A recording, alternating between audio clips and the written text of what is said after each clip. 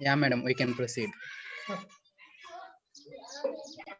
Hello, dear masters. A hearty welcome to you all to the day 9 of 21-day Digital Dhyan Swadhyaya Yogam presented by PSSM Global, a wonderful platform on which masters across the globe have been sharing great wisdom with us all. My humble pranams to Brahmarshi Pitamaha Subhash Patriji. It's my privilege to introduce today's guest speaker to you all, Brahma Vidvanmani Saroja Gullapalli. Saroja Gullapalli is an engineer and a former senior corporate professional from an MNC in Melbourne, Australia. She is the founder of Saroja's Self Empowerment Platform. She is also an award winning motivational speaker, holistic counselor, and author of the book The Red Rose, inspired by Brahmarshi Pitamaha Patriji. She received the Victorian Multicultural Award for Excellence from Australian Government in recognition of her meritorious service to the community. She was the chairperson at the 5th International Conference on Integrating Spirituality and Holistic Living in Organizational Leadership in 2015 in Chicago. She has been doing community work for the last 15 years under the umbrella of Saroja SEMP Empowerment Platform. As part of her community work, she has conducted over 100 workshops and sessions in Australia and abroad in the last 10 years. She has numerous support groups running all around the globe. Many people are immensely benefiting from this platform. Her vision is to build a community with individuals who believe in themselves and have miraculous thinking that aids in overall growth of humanity. And her mission in life is to live in the present with complete awareness because the whole life exists only in this moment. Without further delay, let me welcome Saroja Madam, who is joining us today from Melbourne, Australia, to share of creation. Hearty welcome, Madam. Thank you, Swapna. So Very excited. happy, very happy and blessed to connect with you on this platform. The stage is all yours. Thank you, dearest Swapna. I'm so excited that you are the host of today's session. And it's such a privilege to have such a great soul like you bringing me onto this platform. And I'm very grateful to the universe for that, Swapna. Thank you very much.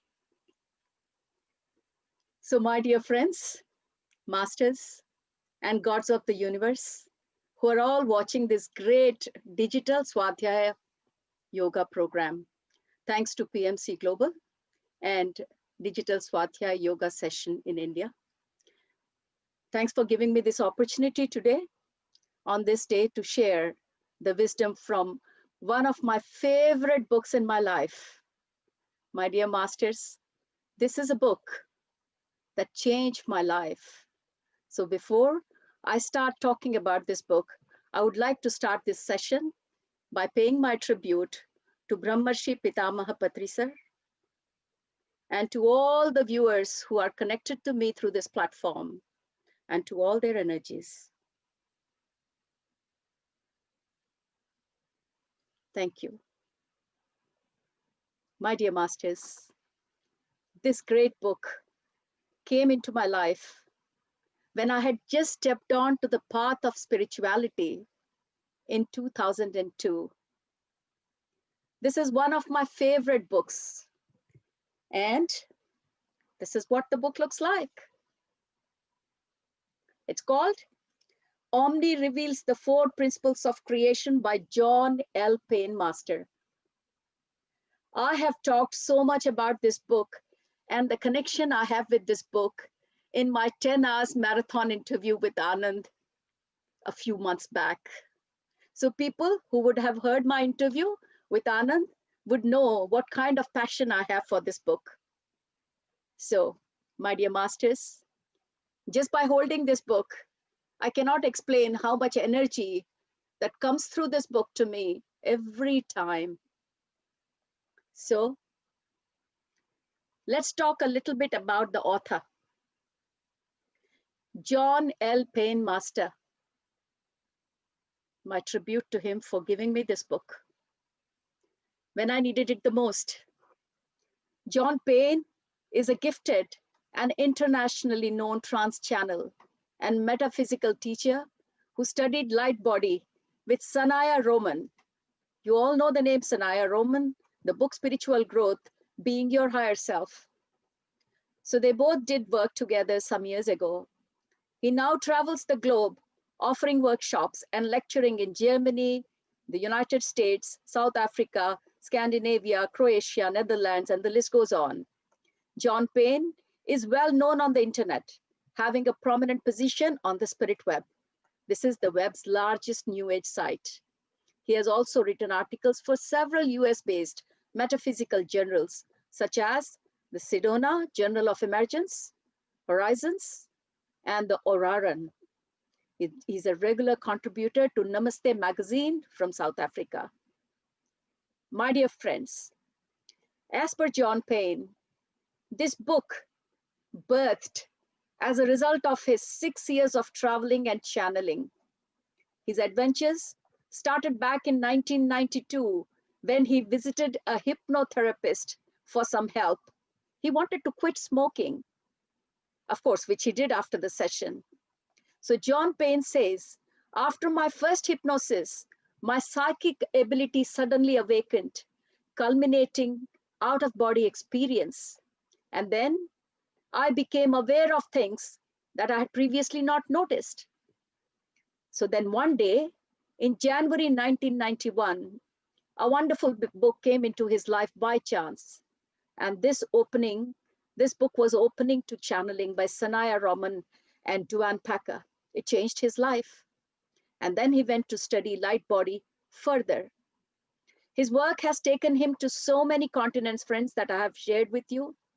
Each country that he has visited has taught him unique lessons and has expanded his ability as a teacher. This book, written by John L. Payne, Omni Reveals the Principles of Creation, is a very great way of presenting a book. In this book, you will see the whole discussion and wisdom given to us in form of questions and answers by Omni. So it's such an interesting book. Just when you start reading the book, and you might have read just a couple of pages, and then suddenly you feel you have a question, but the moment you turn the page, that question would be there on the next page. This is an amazing book, my friend.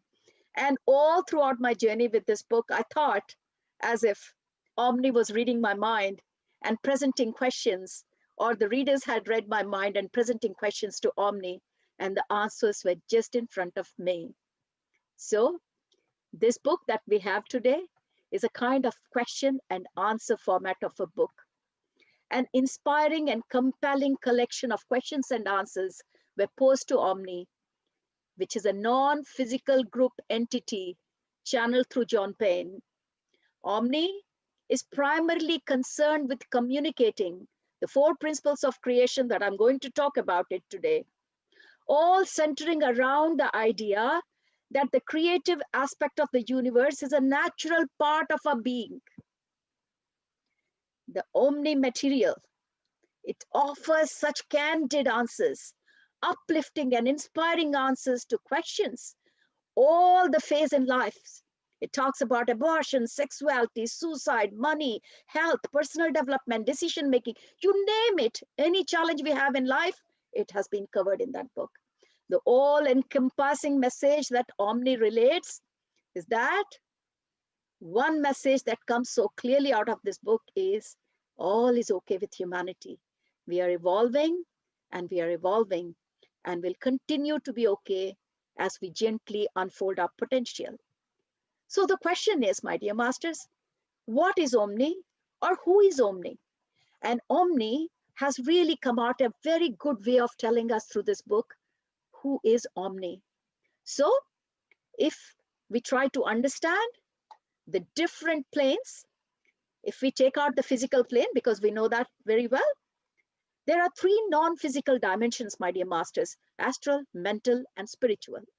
And then the spiritual can be further divided into higher mental, highest mental, which all deals with Christ and Buddha consciousness and further on. Beyond and within those spiritual dimensions, we have multi-dimensional realities. So this particular planes that we are talking about, they are, as you keep going up to the spiritual plane, there are multi-dimensional realities coming up more and more. In this realm, Omni says, We do not act as individuals, but we act as a group or consensus reality. It means that the omni channeling is just not one particular entity channeling, but it is the channeling of a group consciousness. And in that group, they're bonded to one another mentally and emotionally. Omni says, we know each other's every thought in that group, idea, aspiration, every experience. This may sound very odd to you humans, even frightening to you, or even appear as an invasion of privacy. But we have no concept of privacy. For privacy exists only where shame resides. That's true, masters. When do we need privacy? When you don't want your details to come out, where shame resides. And Omni says we have nothing to hide and seek. So we seek not to hide anything. We do have a kind of etiquette in which we seek permission to share totally in another's experience. This is rarely ever denied, but one of our number may choose to create an experience that is more solitary. Although we are a group consciousness, and this group consciousness of Omni is made up of 343 individual multidimensional beings. And Omni says, we have the ability to appear to you as if we are one.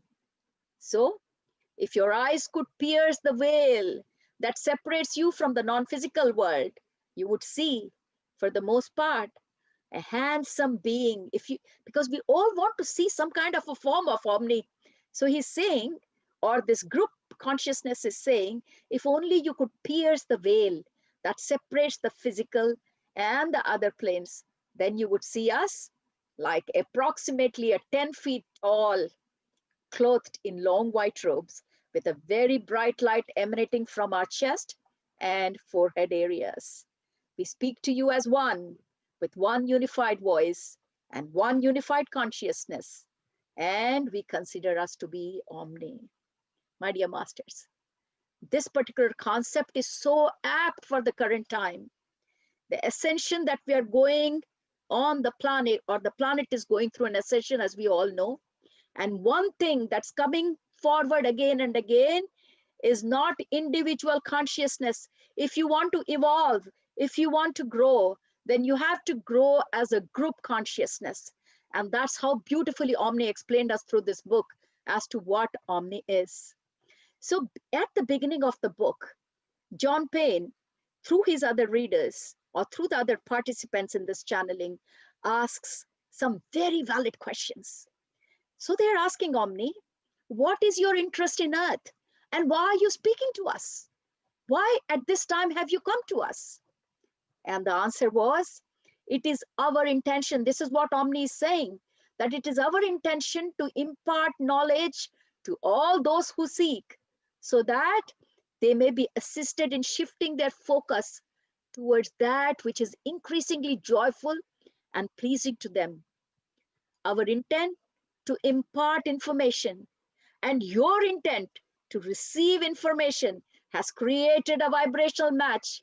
My dear masters, focus on this, what Omni is saying. It means that if you're asking for something, there are always light beings who are always ready to give us that information.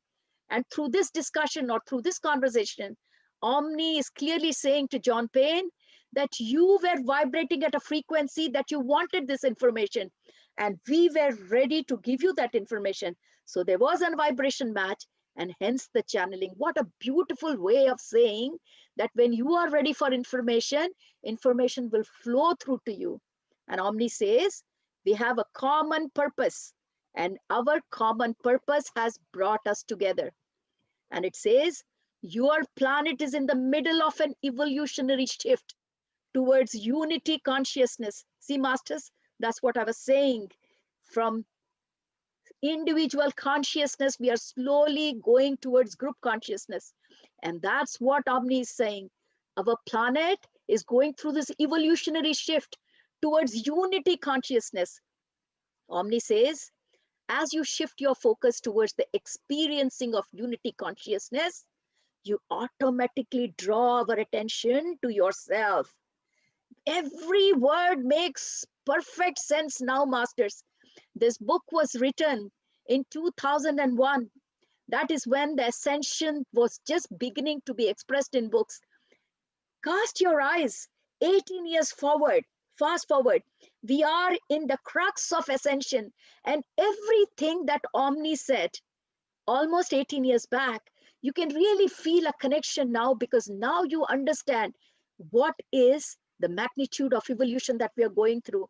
Back in 2001, if you would have read this book, you would be wondering, what the hell is Omni trying to tell us? But today, masters, no one will have that question. So this is a book rewound to 18 years back. And then Omni says, there have been many predictions made about this time frame, mostly inaccurate in terms of the way in which the change will occur. So as I said, master, this book was written or published in 2001. So at that time, they were still trying to guess at what time this evolution was going to happen in complete, or when this ascension was happening. As we all know, there are many time frames. 2012 was one of that. And then after that, now we are in the middle of it. So this is a book 18 years back, and this will make you understand what was the channeling information happening at that point of time for the future. And Omni says, we do not foresee great catastrophes and earth changes that will destroy civilization as you know it. Masters, in 2001, there was this prediction that 2012 is coming, which is going to be the end of the earth. There were so many misconceptions. At that time in 2001, Omni is saying there will not be any great catastrophes that will destroy civilization. See, looking back, there is no destruction of civilization. In fact, we're happily evolving. So Omni says, what we do see is a rapidly changing political and social landscape as our focus shifts towards this unity consciousness. Some will experience natural disaster, for these have also been the tools through which we have chosen to learn. Masters, note the word. It is our choice to learn through disasters, and only those people will go through disasters. It's not the case that you are apt to live next to someone for several years before you even know that person's name. Omni says, in our observation, when disaster strikes, you're apt to reach out and touch one another. That's what happens, masters. When there is a strife, you want to connect. As this is the manner of your seeking, you may continue to create war, widespread disease, and natural disaster until you choose as a species to achieve what you want without the ingredient of pain. Such a great statement, masters. If we think that we can only evolve through pain and struggle, then this is exactly what we will go through: war, widespread diseases like corona, natural disasters like tsunami. But Omni says pain and struggle are not necessary, but they will remain until you decide that they no longer give you what you want and that you can achieve more without them. Masters, this is a beautiful statement of Omni. We are going through, this earth is going through corona or whatever at this moment, because we as humanity think that we can only evolve as a result of pain and struggle. But Omni is saying it's not necessary. You have to make the decision. It is your choice. And so, masters, we on the spiritual path, we know even through the time that the whole world has been struggling with fear in corona times, we have rejoiced this time by connecting with each other, by connecting within, by connecting with Mother Earth, by connecting with nature. Where is the pain and struggle for you and me, masters? This is exactly what Omni has tried to tell us through this book in 2001. So then the question that was asked to Omni was, then do we need to be afraid of this process? Masters, minded, this is 2001 and people were very worried about 2012. What's going to happen? Is the world going to end? So most of these fearful questions are coming from that perspective. So the answer to that was, so the question was, do we need to be afraid of this process that we are going to go through? And Omni says, certainly not. It is consciousness, thought that creates circumstance, that creates world and destroys them. Choose to shift your focus freely and with ease, and things will happen with free and ease. It is as simple as that. Your mind, the you that exists in your head, so to speak, molds the universal energy with thought in order to create a world in which you can live, which we say, Masters, you create your reality. Omni goes on, your world, like our world, exists within the mind of God. And who is God? Us, within our mind. It is as real as we want it to be. Envision joyful expansion into new consciousness, and it will be yours. So if you go through in your mind that this whole evolution will be a joyful process, it will be a joyful process. Assume that the transition into the new world will be challenging and full of disasters, that too will be yours. It makes no difference what the majority is thinking. Note these words, Masters, they are great words. It makes no difference what the majority is thinking. Your unique world, which is you, cannot be touched by anyone else unless you invite them in the same way as you have invited us. What Omni is saying is, what you are thinking is your reality. The people around you may be thinking of pain, disasters, but that's not going to touch you unless you invite them, just like you have invited us. So Omni told us right in the beginning that our vibrations match, and hence I'm channeling. So we have to be very careful with what vibrations are we matching. The universe always delivers unto you that which you focus on. Such a beautiful way of answering questions, my dear Masters. My heart really flows with joy any day I read this book. The question was, okay, doesn't matter how we go into this new world, but what will this new world look like? Don't you wonder, my dear Masters, what will this new world after ascension look like? And Omni says, it will look exactly as you choose it to look. The shift is taking place because there are new parts of your being that are awakening within you. As a species, when you send out a request for more understanding of who you are, your greater self, your soul, responded and begins to penetrate your world more deeply, emerging further into your day-to-day consciousness. Just as we are multidimensional in nature, Omni is saying, just as they are multidimensional, so are we. Omni is repeating, you are not non-physical in nature. So, sorry, you are non-physical in nature. And the physical you is an extension of that non-physical being. So Masters, we all know, we always say we are not this body material alone. We understand what Omni is trying to talk to us. So Omni is saying we're extension of that non-physical being. And as we send out our request, our non-physical part responded by projecting more of itself into us, therefore bringing the consciousness that we have been asking.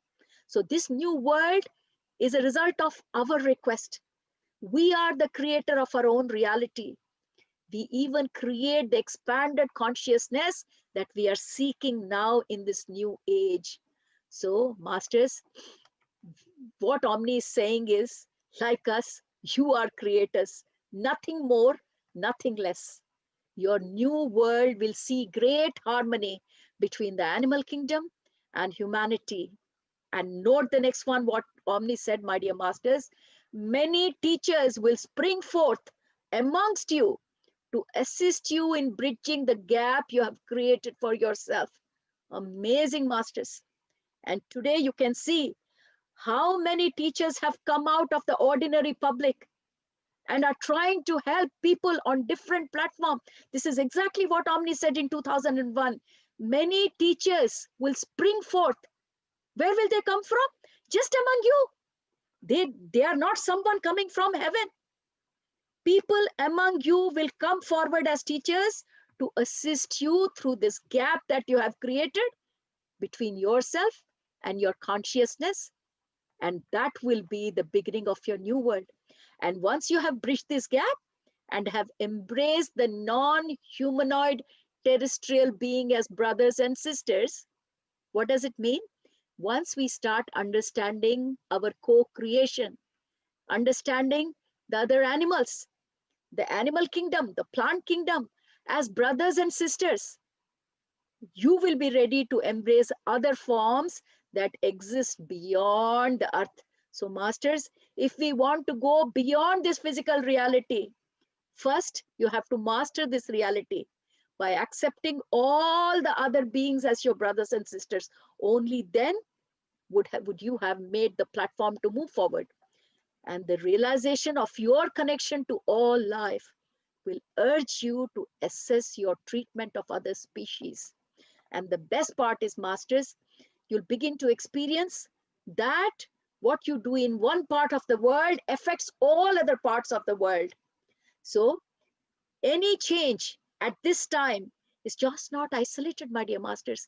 You change, you're impacting the other parts of the world, and vice versa.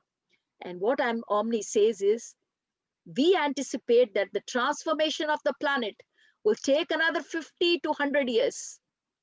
You're already moving at breakneck speed, and you have evolved more in the past 100 years than you have evolved in last 2000 years. What a statement, my dear masters. What we have evolved in last 2000 years, that much of progress has happened just in the last 100 years. If that is the way this planet is going through ascension, imagine how quickly we're going to evolve in the next 20 years. Make use of this time, my dear masters. We are also blessed that we have got this multiple platforms where people are doing amazing work, just like this one, Digital Swadhyaya Yoga. So let's make use of it. And then one question which is wonderful that's been asked to Omni. The reader asks, you're talking about evolution and change, but what is the purpose of all this? Why are we evolving in the first place? Masters, don't you have this question? Many people won't say it out because, oh, it doesn't look nice if I ask. But we all have it in our hearts. Why are we evolving? Why do we need to evolve in the first place? I had this question, masters, and look at the answer that has come. So Omni says, let us make it clear. You are not evolving in order to become worthy of some spiritual hierarchy. You don't have to be on any spiritual hierarchy. You're not here to prove yourself worthy of God. You don't have to prove yourself. No certificate is required. You are here by choice. You have not been placed here, nor have you been obliged to come here. Nobody has asked you to come here. We have come here by choice. What is your purpose for being in the physical state? Very important question. It is simply to master this reality. Umpteen times on my platform, we have discussed this. The one reason why we are here is to master this earth reality, which is one of many. Indeed, we have already mastered many different realities and belief systems. This is not the first time that we are trying to master. This is what Omni is saying. My dear masters, you'll be happy to know that we have already done it in different realities and belief system. This is another focus we all have chosen. When we speak of mastering, we speak of creating an experience. What is mastering? Mastering means creating an experience which is joyful and which takes you to ever increasing vibrations. We all know vibrations of joy and love are very high. That's what we want to experience. That's why we are here. This is the driving force of all life, my dear masters. We enter this world for the most part at a low vibration. What does that mean?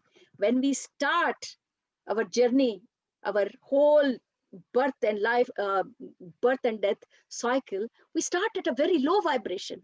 At this vibration, we are unable to perceive much beyond ourselves or our immediate surroundings.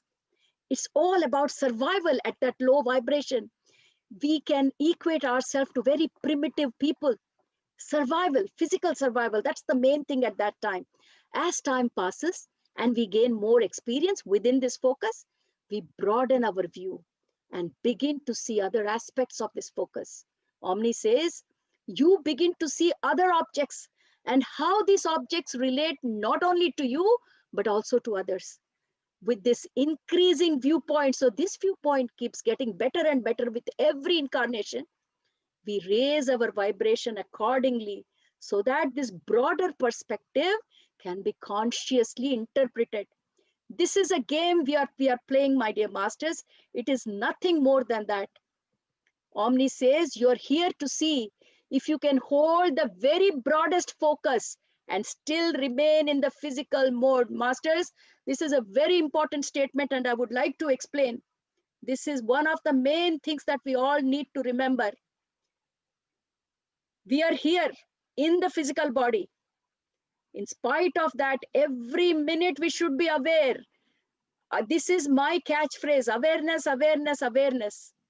We should be always aware so that we can hold the broadest focus. What is the broadest focus? That we are that consciousness. And yet, by choice, we have come into this physical body for experience. Every minute, every second, this is the thing that we need to remember. And that's what Omni is saying.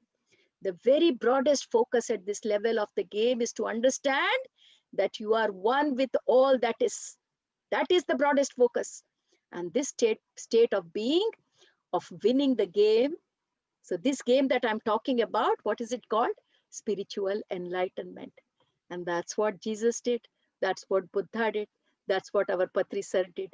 And that's what exactly we all are doing, masters. We all are trying to understand all the time and keep in mind that broadest focus, that we are that universal consciousness in this body. Very, very, very important. We are not here to get good enough to satisfy anyone else. We have chosen to master this game called life. Part of the game, what is this game? Part of the game is first we forget that it's a game we are playing. Then we spend time trying to remember the rules. Because when we start the game, nobody tells us the rule. Nobody tells your body material, you're not your soul material. No one tells that. So it's a very funny game. You have to get into the ground, start playing game. I have said this in my workshops many, many times because it's so important. And as you start playing the games, then with every incarnation, then you learn the rules. It truly is a fun game, my dear masters, which is being played by tens of millions of us. So popular is this game called Earth.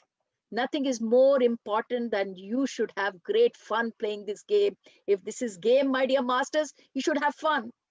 Many of you have made hard work of this game and you're not enjoying. And what you're doing? You are reinventing the rules. You have forgotten the rules. The purpose of this game is not to please anyone, but to be satisfied with your own achievement. The primary reason for your soul shifting to this focus is so that it can exist in a state of bliss and unconditional love, despite all the evidence. The game called Earth is a challenging one, but it is far from being impossible to win. That means the game is challenging, but you can win. And masters, who better than us can tell? Every day we are trying to learn more so that we can play this game, enjoy, and bit by bit, we are learning the rules of this game. So masters, I'm going to share some slides from here because there are some amazing concepts and I want you to see that concept for yourself. So let me share this PowerPoint as I keep talking in the background. So bear with me for 1 second.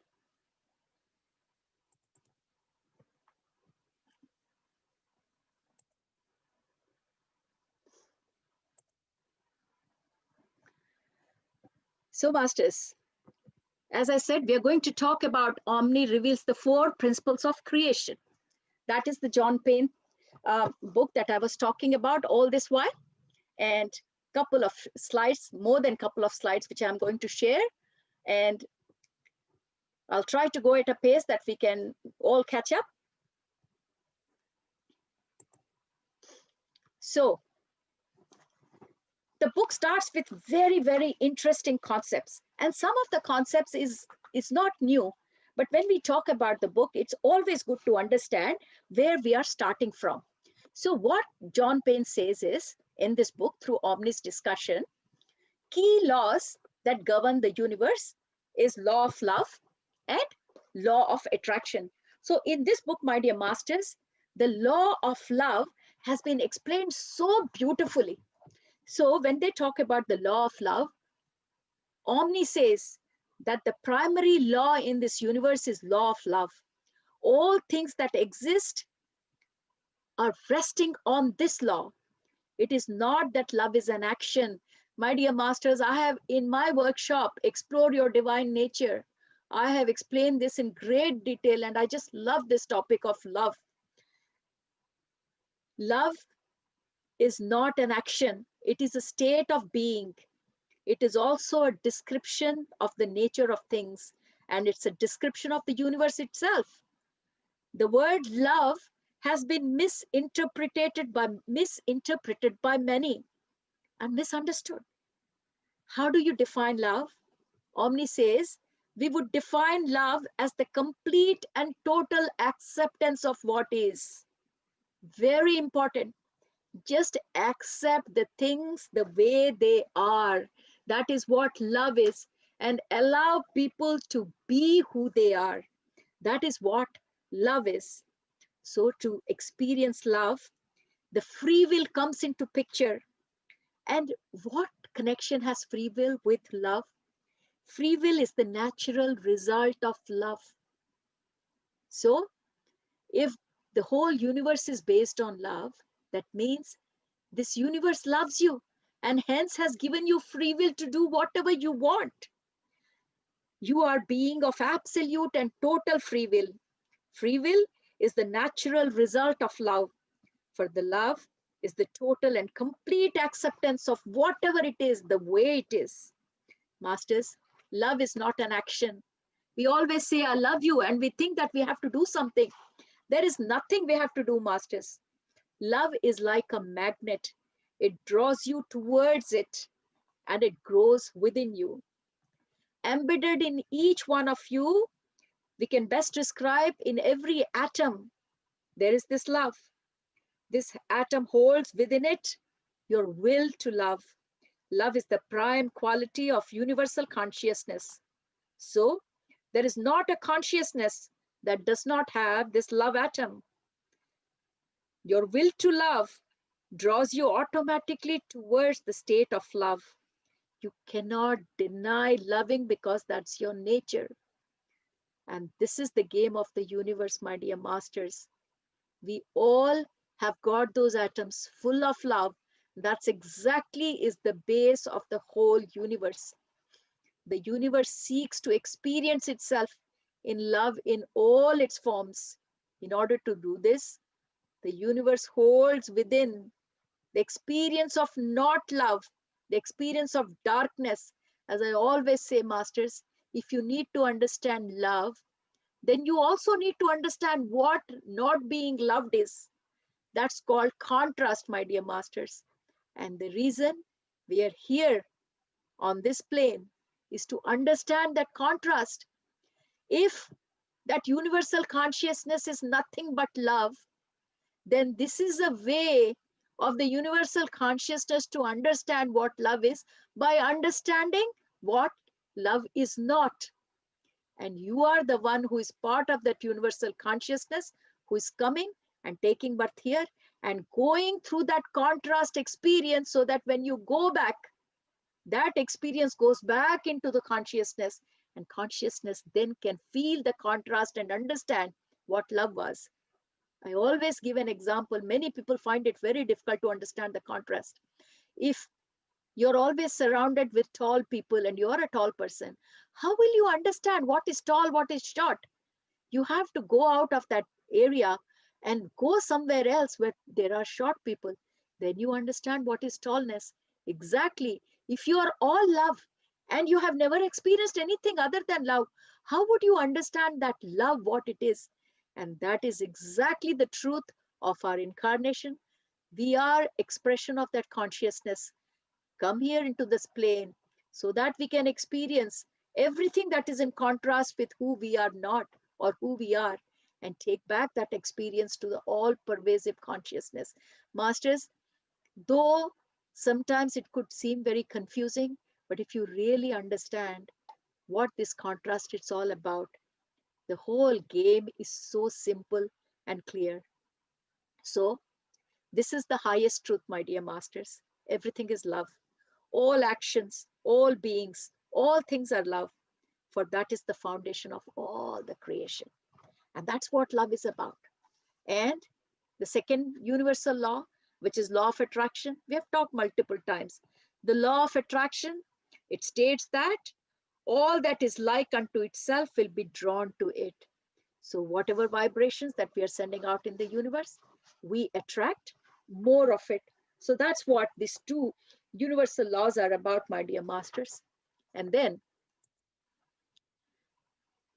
we go to the next aspect of this book, so well described about karma. How do we handle karma? So the question here is, what is karma? How does it work? And many have told us that we suffer or pay back in this lifetime for what we did in a past lifetime. So this question was asked to Omni. And what Omni says is, the belief in karma could not be further from the truth.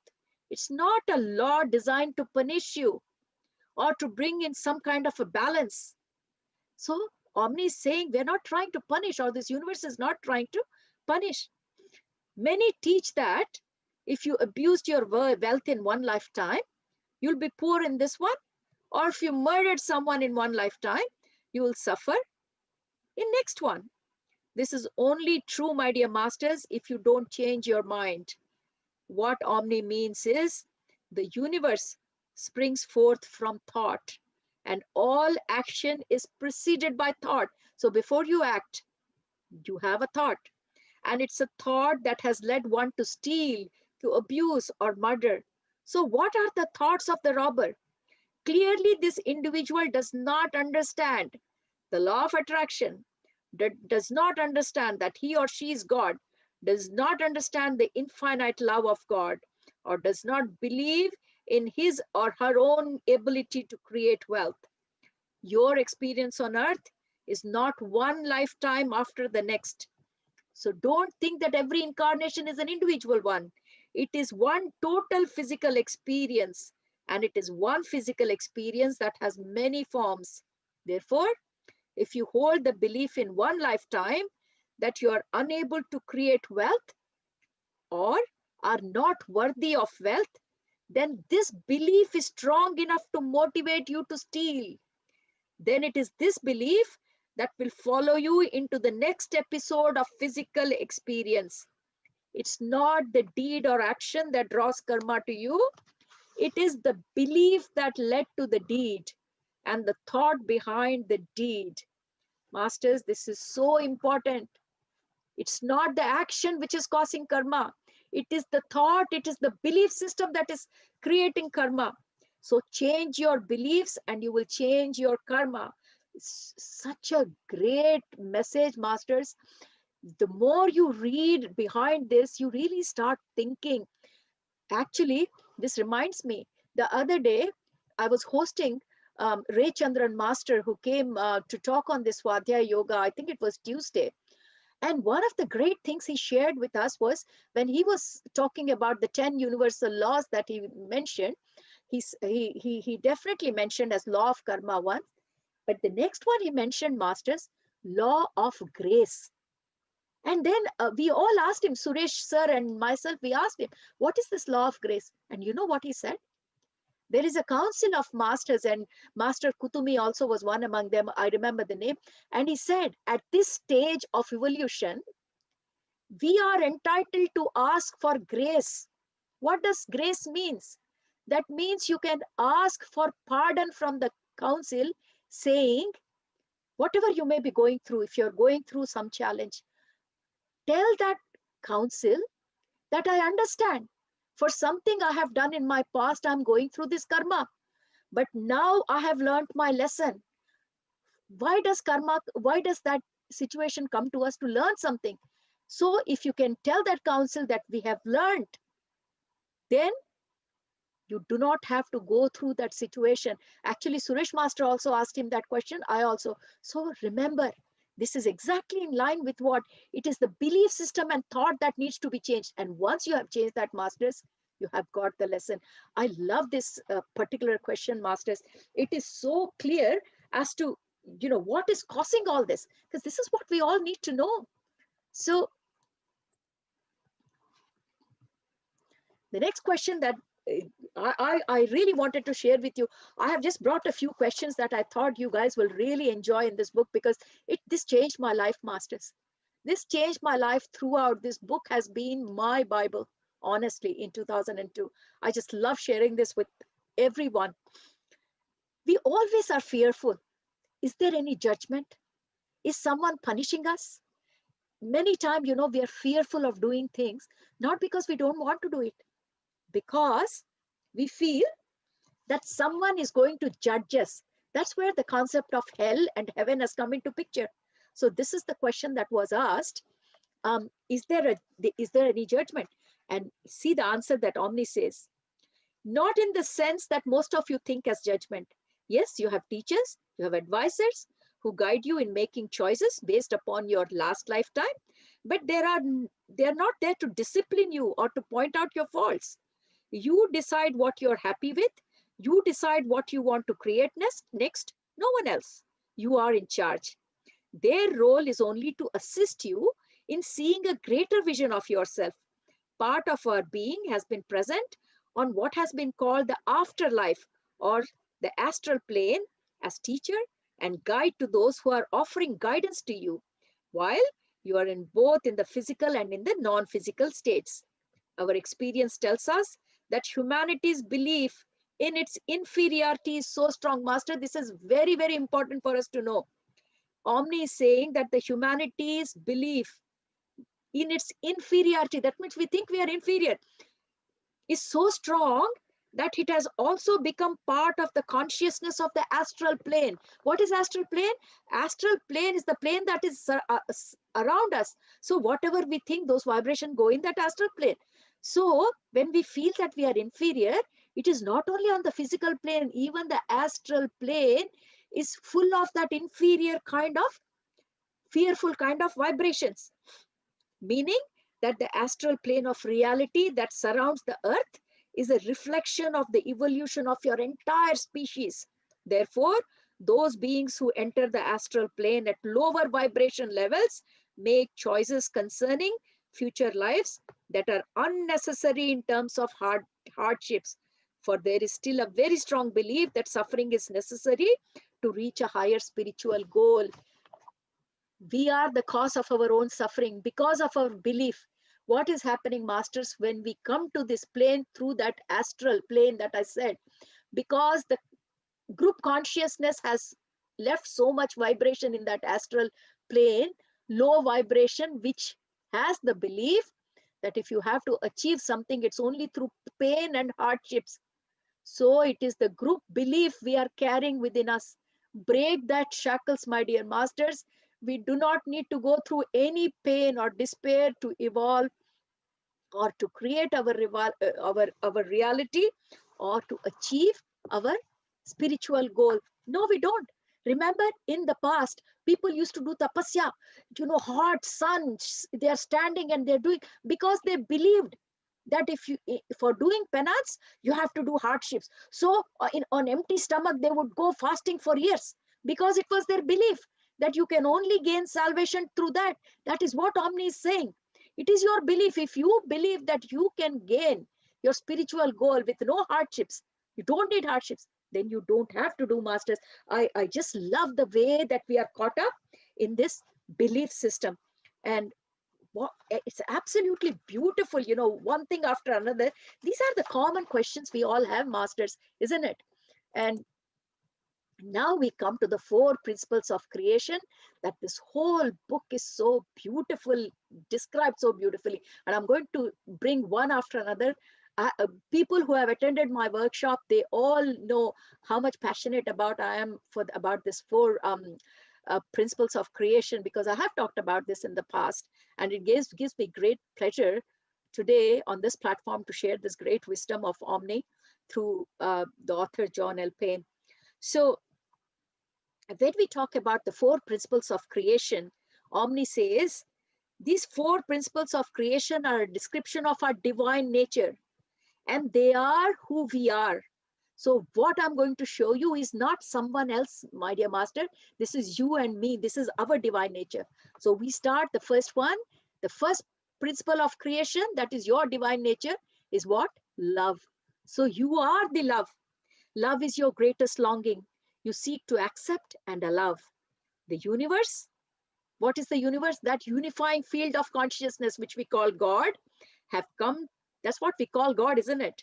It's a place that operates with equality and fairness. And it operates according to universal laws, we all know. And we also have discussed that love is the complete and total acceptance of what is. And I said, love means you have to allow all others to be who they are and allowing yourself to be who you are. Why? Masters, we are self-critical. We do not show love to our own self. And that's why Omni is saying that you have to love yourself. Allow yourself to be who you are. Many times we feel, oh, I'm too fat. I'm not acceptable to myself. We don't even want to look ourselves in the mirror. Be a bit kind to yourselves, Master. Just allow yourself to be who you are. When you learn to allow yourself to be who you are, then you learn to allow people around you to be who they are. You stop having demands that if you are behaving like this, then I love you. If you buy me this gift, then I love you. That conditional love vanishes, my dear master, and then results in unconditional love. My dear masters, Omni says you are a being of free will, and as such, you are held in a place of total acceptance and loving. You are dearly loved. By beginning to know that you are loved and accepted beyond all measures, you can begin to master the universal laws to create the life you want. If you want to create the life what you want, first you have to start loving yourself, masters. Because loving comes with a loving. So only when you start a loving, will you be able to love. That is the key behind love. If you cannot allow, you cannot love. So start thinking that love aspect from this perspective, my dear masters. The second principle of creation, and that is your nature, is health and well-being. Health and well-being is your nature, my dear masters. Omni says, health and well-being are your natural states of being. Illness and disease are the results of mass beliefs or your own individual belief. And because of that, it results in fear. And what happens with fear, my dear masters? Emotional blocks. How many times we have discussed this? The original fear that humans carry deep within them. You know what's the fear they carry? That they will be separated from the source. What is the source? That universal consciousness. And what they are fearful is, they may be alone. Through understanding that your fears are simply that fears are not reality, you can free yourself from the original cause of illness and disease. You're never alone, my dear masters. You never have to feel that you're alone. Very important. Once you feel that you are part of that universal consciousness, your mass belief, your individual belief, your fears will go. And that's where you'll get your health and well-being. The third one, the third principle of creation, which is your divine nature, is abundance, my dear masters. What is abundance? We have talked about it in so many places and workshops. Part of your life's purpose is to move beyond lack, scarcity, and limitations. Although the experience of lack can be valuable, it can be valuable in terms of learning some lessons at certain times. It's not required as a learning tool. You can learn what is scarcity. For learning, it's okay. But that's all. You get the experience, leave it. Poverty, lack, and scarcity stem directly from your primal fear. The fear that you're separated from your source. Every fear is only coming from that aspect, masters, that you are alone, that you are not joining the source. But you are the source, my dear masters. Do not fear. So you are the source of your own abundance. Through uncovering your beliefs related to lack and scarcity, you can begin to create abundance in every area of your life. Very, very important, masters, what we are saying. Abundance, that's our nature. How can we not have it? The fourth principle of creation, which describes our nature, is creativity, my dear masters. Creativity is at the very core of each soul. You are driven to create experience. That is what we are come here for, to create experience. Creativity is also part of your service to the whole, the greater whole. As you create, you discover more of who you are. See, when an artist starts painting, the creativity flows out. So you have to let it out, master, to find out who you are or what you can do. It is the very nature of soul to be creative. But many of you have forgotten your creativity by believing that the ways in which you can express yourself are limited to only certain area. You know what we say? I am good at IT. That means I can't do anything else. That is your belief. Some people say, oh, I'm a good manager. I can manage, but I can't do things. It is your belief. So don't make yourself limited to certain roles or functions in life, because you are much bigger than that, my dear masters. And that's very important to know. So till now, I told you what are the four things. That is principle of creation. That means that's your divine nature. But we have forgotten. The fourth thing that I mentioned was love, health and well-being, abundance, and creativity. This is what we are, but we have forgotten. So how do we bring it back into our lives, masters? So that yellow column that I have got here are the tools to enhance the emergence of these principles back into our life. So how do we bring it back? And memorize. Exactly as I said, allow, masters. If you want to bring love back into your life, start allowing. Allowing means just let be. Allow yourself to be who you are and allow others to be who they are. It's very, very important, masters. Little things, masters, but problem is we are not paying enough attention on that. Life is not too difficult, masters, because we are the part of that universal consciousness, isn't it? Next one. The second nature was health and well-being. How do we bring that back into our life? By forgiveness, masters. Now, when I talk about forgiveness, in my workshops, I talk about forgiveness for hours together. Why? Why is it so difficult to have forgiveness? Why do I have to talk so long? Because this is the question we all have. Forgiveness seems to be so difficult for many of us. What do we need to understand in order to make it easier? So this is the question that we each of us really need to understand. So Omni says, forgiveness is remembering the truth of who you really are. That act of forgiveness is not about saying that what the other person did is okay. It is truly about remembering who you are. So many of you put so much energy into resisting the things that you do not want. You forget that you are indeed the creator. There is nothing outside yourself that can exert itself against you.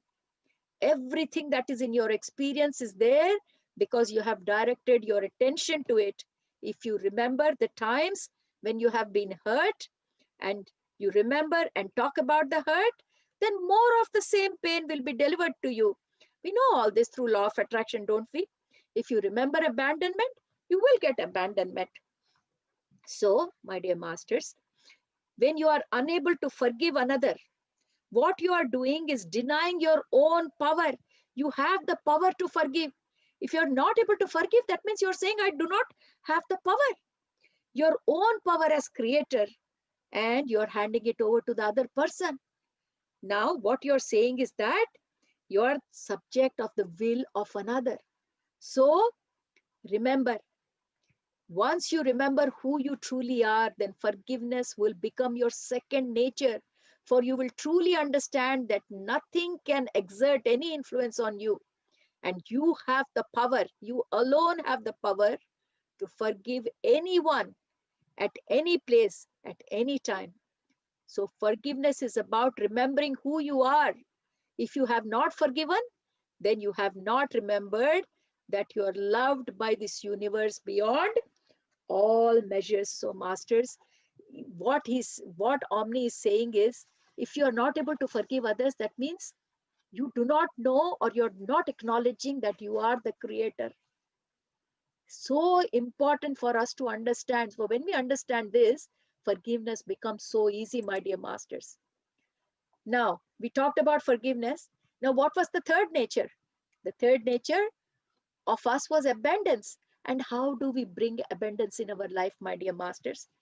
Gratitude. Every morning, every night, whenever you can, every time you have to be grateful of what you have in your life. Many people say, I don't have enough in my life. What should I be grateful about? You have oxygen to breathe. You have Mother Earth who is giving you shelter. Start with that. What happens is when you start being grateful of the little pleasures in your life, then you start drawing abundance in your life, because what you focus on, wherever you place your attention, automatically it increases. It's such an important thing, my dear masters. The fourth one, I said 4 principles of creation, which is your divine nature. The fourth one is creativity. And how do you bring creativity into your life, my dear masters? By self-appreciation. But in our culture, people say, oh, you should not appreciate yourself. That is not being modest. This is how we have been brainwashed. Self-appreciation is very important if you want to bring back the creativity. It enhances your ability to create by acknowledging what you have. So you have to appreciate yourself, my dear masters. Then only you can bring the creativity back into your life. So how can we learn self-appreciation? We're not very good at it. So Omni says, you can learn self-appreciation just like any other skill. If you want to learn, like, if sometimes people want to learn how to bake cake, what you would do? First, you would buy a book on the subject, or you will ask somebody else how to bake a cake, and then you start practicing. And when you begin to enjoy the results, how? By eating the cake, then you practice some more, and then you start making corrections to where you went wrong. So when your baking starts improving, you start doing more and more. So exactly, self-appreciation is also a piece of cake. And that's the same practice that we have to do little by little. Nothing is going to be very easy, my dear masters, but nothing is difficult as well. Somewhere it has to start, like baking cake, isn't it? So this is exactly in this book. Omni keeps telling us that this is important. Try self-appreciation. Even if people are saying, oh, don't appreciate yourself, that is rude. No, it is perfect, my dear masters. So if we move on to the next part, these are my tips for self-appreciation. I always do this, masters. If you want to take a picture of this slide, do it, because I do it every morning. It's such a great song. I'm a happy soul. My body is healthy. My relationships are in harmony. My work is perfect. My life is beautiful. You sing this song. As you keep singing this song, you create the thought, visualize it, and make it your reality. Now, people ask me, how many times should we sing this song? As many times as you want. And when you are saying it, that you are a happy soul, feel the happiness. Whatever I have marked in red, feel it. When you say my body is healthy, feel health. When you say my relationships are in harmony, feel it, that all your relationships are in harmony. When you say my work is perfect, then just feel that your work is perfect, my dear masters, because that is how it is. And my life is beautiful. Yes, visualize your life is beautiful. That's what happens, masters. So feel free to use this, and this is going to bring a big change in your life. This is a great tip for self-appreciation. Now, my dear masters, some of the questions that today I'm going to share with you from this book, they're amazing. This is one of the questions I wanted to share. I'm going a bit fast because there's so much I would like to share with you. I want to slow down, but I may skip a few things that I wanted to. I know I've got an hour's time, but I may keep the question answers very little at the end, because I would rather share more wisdom with you. So, my dear masters, one of the great questions I love from this book is, many of us are looking for our life's purpose, trying to figure out what our life's work will be. How can we know what is it? Omni says, the primary purpose of your life is to lead a life of joy. It is often a very difficult thing for you to hear this when we say it, or when we say that there is nothing more important than that you feel happy and good about yourself. Yet that is the highest truth. How can we say that it's your primary purpose to live a life of joy? The statement is based on these four principles of creation.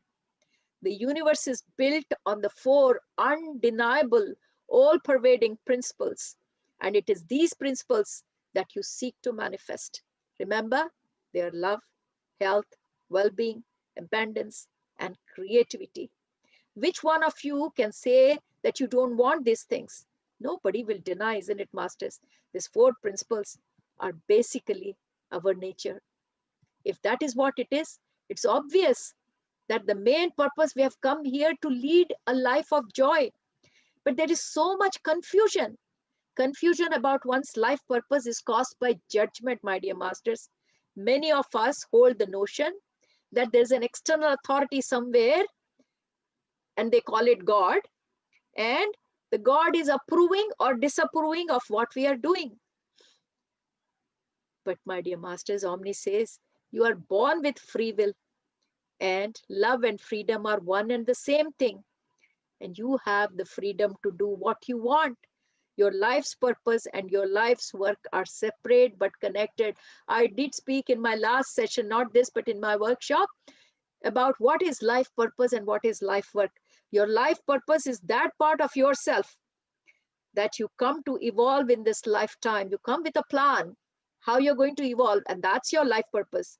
Your life purpose is more successfully accomplished during the process of developing and exploring your life's work, because your life work will draw you to circumstances that are ideal for the achievement of your personal goals.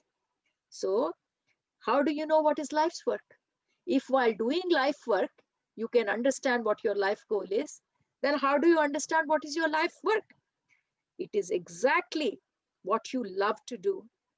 Realization of the thing you love to do. So, masters, to follow your life's purpose, you should steadfastly follow your joy, irrespective of what the world says. It's very, very, very important, masters, because we all try to understand and think that there is something called judgment. There is no judgment, masters. Again and again, remember, the primary purpose of life is to lead a life of joy, masters. That's the main thing. That's the main thing that this book has clearly said. Not only this book, masters, there's so many books that have said the same thing. So I'm going to skip these two questions because we may not have time, but I'm going to go to a very important question, which says, I'm in a situation, this is one of the readers asking the question to Omni, says, I'm in a situation where I dislike my job, I dislike my home, and have no idea what I want to do or where I want to live. Every day seems like a difficult task. How can I turn this around? How many of us have this question, my dear masters? I do counseling, and almost every other day I get this question. So let's hear what Omni has to say about this. When you are in this position, you are in a position of great resistance. You're resisting life. You're focusing on much on what you do not want to do. It seems as if all those things you don't want are in control of your life. Remember, the universe reacts to thought. Thought is the basis of all creation. Therefore, when you are in a position of great resistance, your attention is focused almost entirely on the things that you don't want. This is a very uncomfortable position indeed. What you can do is shift your focus, even if it's a small shift and for short periods of time. What most of you do when you try to be positive in such situation is try to see the situation changing into a more positive one. However, your focus is generally still on the situation. The universe can only deliver to you that which you focus on. Instead of seeing the situation going away, we just want the situation to vanish. So Omni is saying, don't focus on that.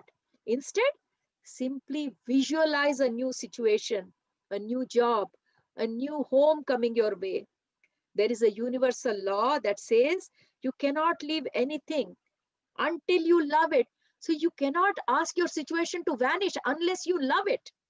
What that means, in order for something to leave your life, you must first release it by accepting. In my awareness workshop, I have talked in great detail about what is acceptance and surrender. So if you don't like something that is happening in your life, first accept it. That is what Omni is saying. As you accept something, you stop resisting it.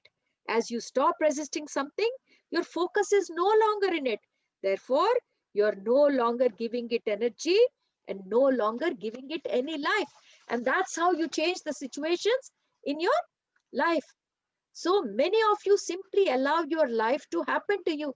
We just let the life happen. You've become reactive instead of creating things for.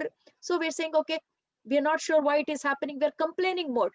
So this is what Omni is saying. You should learn the value of accepting and not resisting things. Very important, masters. Omni says your soul, which is your eternal part, it wants to fully manifest through you according to the fourth principle of creation. It communicates this to you through your emotions and feelings. And sometimes these feelings can be very subtle. Essentially, when you feel good, you're on the right track. When you feel uncomfortable or bad, then you're on the track that will only give you those things you do not want. It is through good feelings that your soul inspires you to move as if riding an upward spiral. It simply gets better and better. So Omni says we encourage you not to do what is logical. Don't go by mind. Not to do what is right or wrong or expected, but to do what feels good. For as you feel good, you radiate. And as you radiate, you draw power and energy to yourself. As you draw power and energy to yourself, you become a master creator in the physical dimension. And this is the reason why you are in the physical dimension. So why we are here in the physical dimension, my dear masters? To create. We have come here to create, my dear masters, and not to feel sorry about the things that we don't have. So we should learn. If you're not liking something, then there are ways to change your situation. That's exactly what Omni has discussed here. I love this question, masters. This question goes for pages and pages. I've tried to give you a summary, but it's beautiful, masters. I mean, some of the things that has been discussed in this book, it's so valid every part of our life. It is like you can't believe it. It is that apt for our um, day-to-day life, masters. So now as we move on, another interesting question that we most of us have, masters. I've just picked those questions that most of you will resonate. And one of those questions here is, why do we have so many lives? So, and this is what has been discussed in the book. Omni says, let us tell you what reincarnation is not. So he's telling what it's not. Many of you think you reincarnate so that you may evolve. That's not the purpose. Although on one level, it's exactly that, a path of evolution. However, you did not go to earth to improve yourself or to become good. Earth life is only an experience. You don't have to become good. You're already perfect the way you are. Earth life is only an experience. You are not sent here as an imperfect soul so that you might become better after many lifetimes. That's not the purpose. It's quite the contrary, means opposite. You chose the earth experience in order to increase your skill.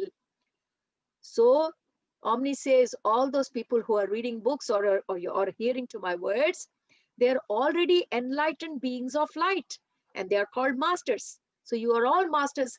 If you haven't read this book, you're listening through me, Omni's words. So you're all masters. And Omni says, as a master, you choose to add physicality to your distinctiveness. And you did this because physicality presents unique challenges. That's true, master. We know when we come in this physical dimension, there are challenges. And We all know Earth is one of the most challenging schools. So far from being the dunes of the universe, so we are not deserts of the universe.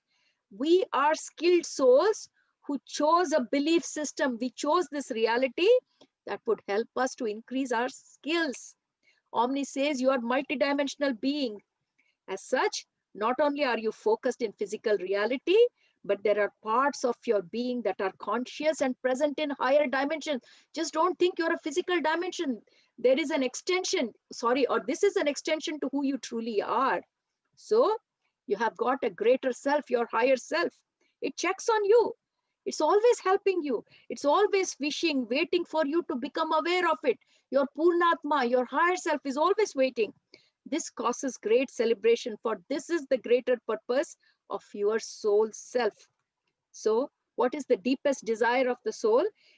Is for you to become fully conscious while in the physical body. This is what it is, my dear masters. And that is what enlightenment is. Some people have called it enlightenment, others have called it ascension, and Omni says we call it becoming fully conscious. So the main idea is why we are here so many lives is at one point for us to understand, to become fully conscious whilst in the physical body. So become fully conscious of what? That you are that all pervasive consciousness. Being in the physical body, yet holding the broadest focus. That is why we come here. That is what we are practicing here, masters, because it is not easy. When we refer, Omni says, when we refer to young souls, mature souls, old souls, we're not talking about age. We're talking about this experience. So the older the soul is, the quicker the soul understands this particular point.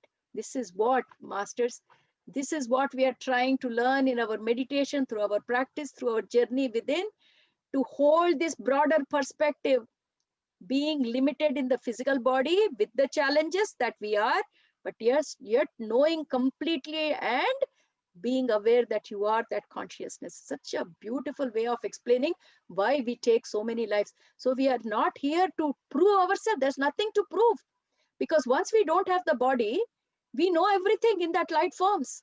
But this is the challenge, to be in this human body and still keep that broader perspective. Amazing way.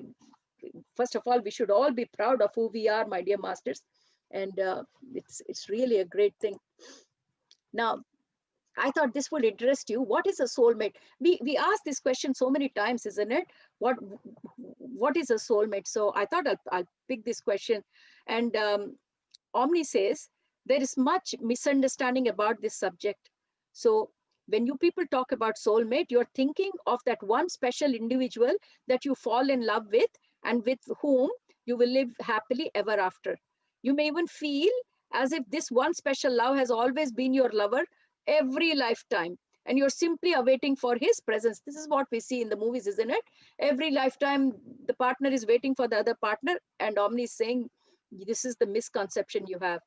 He says many souls do encounter one another in lifetime after lifetime, for they have become friends. This friendship is based in the non-physical world, which is in essence called cooperation, and is based upon their past success in achieving the growth they are seeking. You are growth seeking beings, and all encounters, both physical and non-physical, provide opportunities for growth. Therefore, there is certain soul with whom you have had great success in achieving your goal. You're likely to agree to work with that again and again. So that's very important to understand how souls are organized. Your journey into the physical world is deliberate journey. You have chosen it. You've already mastered life in other realities. And now you have come to earth to broaden your experience. And the ultimate goal is to experience unconditional love, that which is accepting and allowing. So we've already talked about what is the ultimate goal. So before we take such journeys, how nicely Omni has explained, I have tried to bring the picture here so that you can understand this is how the soul families are organized. So I hope it makes some sense to you, masters. So what Omni says is, before we start taking this journey onto earth, the souls organize themselves into groups. You could see this as support groups. So we are starting from down, the soul family. Yeah, souls organize themselves into families, groups, clans, nations, and grand nations. There are 7 souls in a soul family, and 7 families in a soul group, and 7 groups in a soul clan, and so on. Eventually, you will work with most members of your soul clan, that is 343 individual souls. My dear master, does that number ring a bell? Remember what Omni says? That we are a group of 343 beings. So Omni is coming from the level of soul clan, isn't it? 343 number sounds familiar. However, for those of you who are teachers, so whoever is a spiritual teacher here on this earth, you will more than likely, you would have reached your soul nation or grand nation, which totals almost 17,000 souls. So this is where the journey starts, my dear masters, from soul family. This is how we start organizing. And then after that, 7 soul families become one soul group. Then when we reach here, and then after that, the soul clan. So then it is 7 soul groups. And then 7 soul clans is one soul nation. And then 7 soul nation is one grand nation. So this is how the whole hierarchy of souls is happening. The majority of your relationship, like close friendships or, your association, they are from this 49, this soul family of 49, 7 soul groups. However, not always the case. The more you advance in terms of acceptance, the more skilled you will become at working with individuals who have a different energy signature than yourself. So when you are very early experienced, so you will only be working with your soul families. But as your perspective starts growing, then you slowly start climbing up the ladder. And by the time you are teaching, spiritual teaching, you are at this level. So you are dealing with 16,807 people at least at that level on a regular basis. So for example, many members of one soul group could be concerned with communication and teaching, another with healing, another with courage, another with self-acceptance. So each one has got one particular aspect of learning. So at this particular level, you are already have 7 soul nations. So at grand nation, you have 7 soul nation, and each soul nation must be working on one experience. So at that level, you're working with different kinds of experience. It's so nicely through a pictorial form, this has been explained to us. So I just thought you people might like it. And there was another interesting question, which I thought, so I hope you have seen this picture well, how the soul family then goes up to soul group, to soul clan, soul nation, grand nation, right? Now, this is a question most of us have. Are parents and children soulmates, and are they part of a soul family? So Omni says there are soulmates in as much as you know, as you not only know them, but you have chosen to work with them for specific purpose of achieving growth. So yes, we come with our parents or whoever is in the family from the soul family. So no birth is an accident, for all souls enter this world by agreement. We all know, there's an agreement between parents. Now, your parents and siblings may very well all be the members of your soul family, but this is extremely rare. Normally 1, perhaps 2 members of your biological family will be from the soul family, but the rest will generally be from your group, clan, nation, or grand nation. So if you remember my picture, what he's saying, 1 or 2 of your family may be from your soul family, but the others may come from different levels. So sometimes these questions come, we are always thinking, we are from one family, so are we from the same soul family? So one soul family is only 7, isn't it? But for families like me who are 10, then obviously can't be from the soul family, isn't it? But sorry, that's on the lighter side. But just saying that family members need not be from the same soul family. So that's what I wanted to share with you. What other questions do we have? Just let's go. This is one question, masters. I just love it. Why do we search endlessly for the one true love, in the hope of finding our soulmate. We are always saying, you know, I'm looking for my soulmate. If someone wants to get married, oh, I'm looking for my soulmate. So this question is quite valid. And let's see what Omni has got an answer. So Omni says, what you're looking for is acceptance. You believe that this one true love will accept you without conditions. Your search for that one is in fact the search for self-acceptance. Each relationship is there to provide you with a new opportunity to know yourself. It is through knowing yourself that you can grow to accept yourself and to love yourself. The one true love is self-love. So that one true love that you are looking for is nobody but you yourself. And there is no other love. The greatest secret of all, discovered by Christ and Buddha and many others, was the secret of falling in love with yourself. When you love yourself, you're in a state of acceptance, total acceptance. As you accept, you stop resisting the world and all that in it. As you give up resistance, you allow everything to be as it is. As you allow everything to be as it is, God can work through you. It is at this point that you can say, I and the Father. What is the Father? Jesus always used this. Consciousness. You are the part of it. You are one. For you will be at one with the source of all life. You will be at one with love. So, masters, our concept about we are looking for that one true love in the hope of finding our soulmate is we are looking for our own self, masters. I love this. I love the way this question has been answered. Amazing, amazing. So I get very emotional, you know, some of the questions are so close to our heart. And let's see, what's the next question that I picked? How many lives does a typical soul have on earth? I'm sure, you know, I had these questions when I started my journey, and I thought I'll share with you all. So let's see what Omni has answered. A soul may have as little as one earth life, or several hundred, or thousands, or more earth lifetimes. So he's just given a vague answer, but then he says typically a soul will have 250 to 350 lifetime experiences, incarnating on an average of once per century. So one lifetime per century. However, a soul may choose to skip a couple of centuries and then incarnate in rapid succession in several lifetimes in a row. So all these things are possible. The average gap between two incarnations is around 40 years. But now, these days, that gap is reducing considerably. That means we are not even giving 40 years gap, less than that. So this has occurred because, why is this happening? Why the gap has reduced?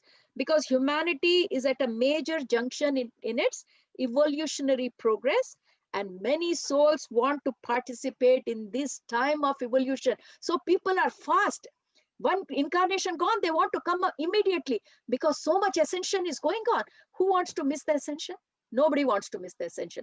So if that has answered, how many lives does a typical soul has? So let's see what's the next question that we have got. What happens once we are complete with our journey of many lifetimes on earth? I love this question, masters. These are the questions when I started my spiritual journey. I loved these questions. I read them again and again and again. What happens? Finished all my lifetimes on earth. So what happens then? Let's see what Omni has got to say. Possibilities are endless. You will initially spend time in what is the astral plane. So we have finished the physical plane. Then we spend in astral plane as guide or a minister. Ministers are beings who attend to the needs of those who are leaving the physical plane after their death. They perhaps assist them to leave their physical bodies if there are difficulties and assist to create an atmosphere that is comforting for the new arrival in the non-physical realm. So that's what a guide or a minister does. So when we finish our job here, that's our next job, right? They are present around those who are in the process of dying physically and keep a focus of love upon them, transmitting day and night thoughts of peace, love, and harmony. Most of you choose to do this at least for a short while, and many of you experience doing this not only after your cycle has been completed on earth, but also between lives, and sometimes at night as you sleep. Masters, so important. So this job that you do as a guide or minister does not be after all your lifetimes are finished. He's saying you can also do between your lives. Like you have one incarnation finished, you've got 40 more years in between, so you can do this job. Or even at night times, we can do this job, you know, in the astral realm, we can go and be the ministers. Isn't that, I find it so intriguing.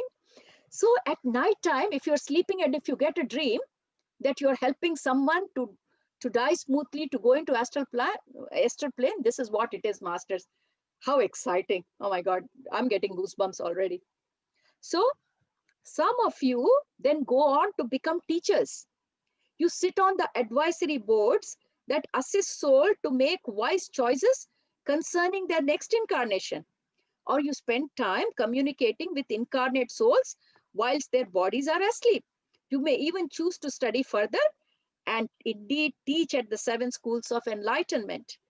These schools are present in the astral and higher planes of existence and serve as repositories of information and experience.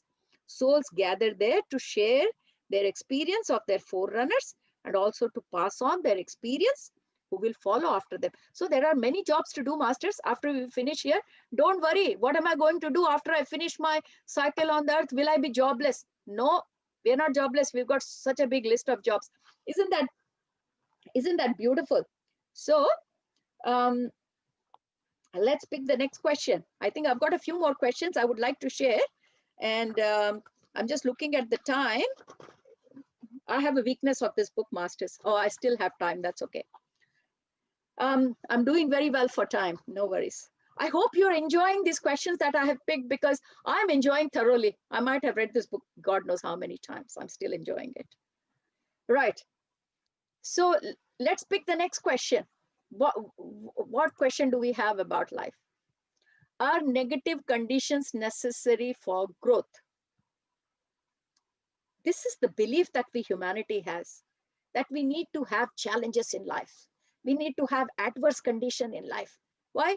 Because growth only comes when you have hardships, then you understand. Because that's how we've been taught. What do they say? When you are studying, what they say, oh, you have to work hard. You know, you have to put at least 8 hours a day study. Even after we come back from school, like you have to study at least for 6 hours. Only then can you get first class. Not only there. Sometimes they say, if you want to get a job, you have to work hard. He's a lazy guy. You know, these things come up. Oh, he's a lazy guy. He never studies. How can he have a good life? So we have in our mind that if we have a good life, that means there is no growth. So this question somebody is asking to Omni, are negative conditions necessary for growth? Let's see what Omni is saying. Omni said, absolutely not. Negative conditions are, in the simplest sense, the result of your thinking. Think of positive things and they will be yours. Think of negative things, they too will be yours. Because the physical reality is characterized by the sense of not knowing, a sense of alienation from all that is. Souls have used negative conditions to encourage the personalities that have created to move forward towards a more joyful experience. The physical reality is a perfect reality for feeling and experiencing comparison. In the physical reality, to experience a whole lot of what you don't want stimulates you into thinking about and striving for what you do want. The contrast, masters, that I was talking.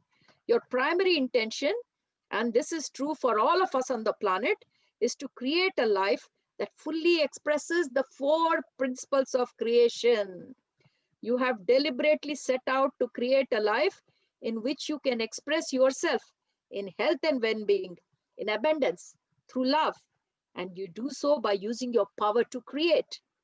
Comparison has helped you to experience yourself as what love is not.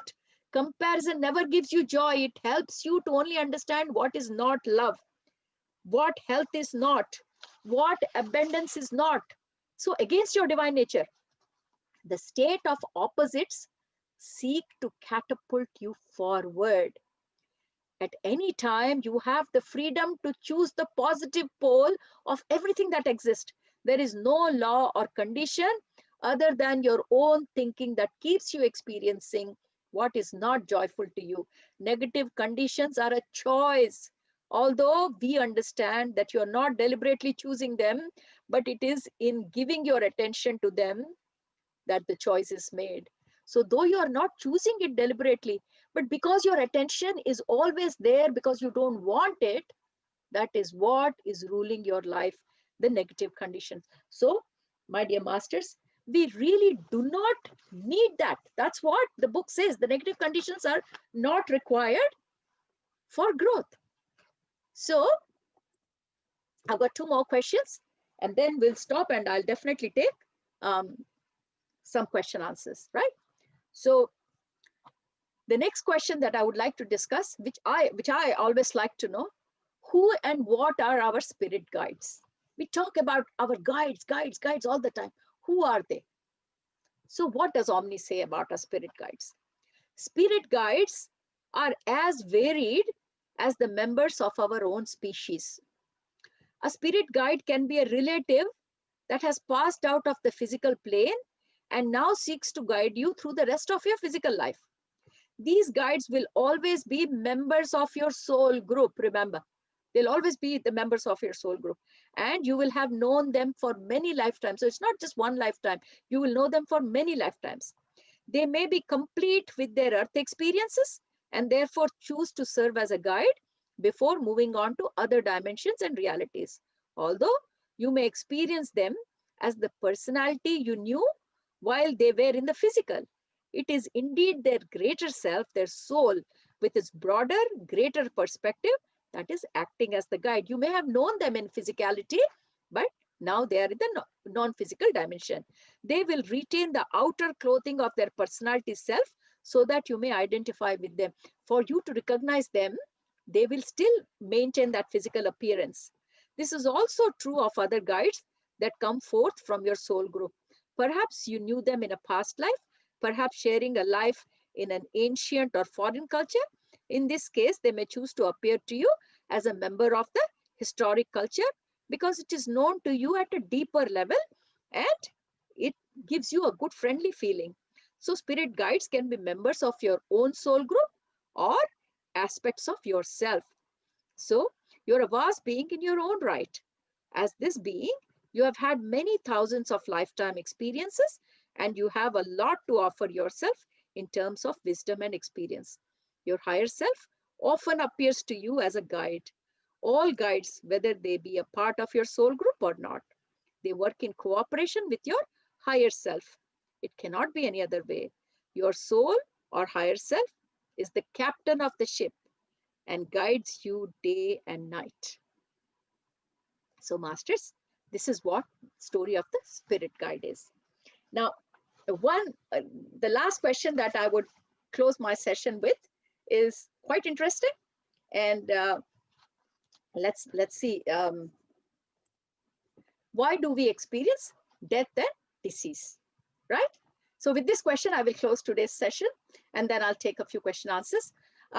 So why do we experience physical death and disease? And let's see what Omni has got to say. We could say that fear causes death and disease. We all know it's fear, isn't it? That expressed in the simplest way is the truth from our perspective. You are the physical extension of a non-physical entity.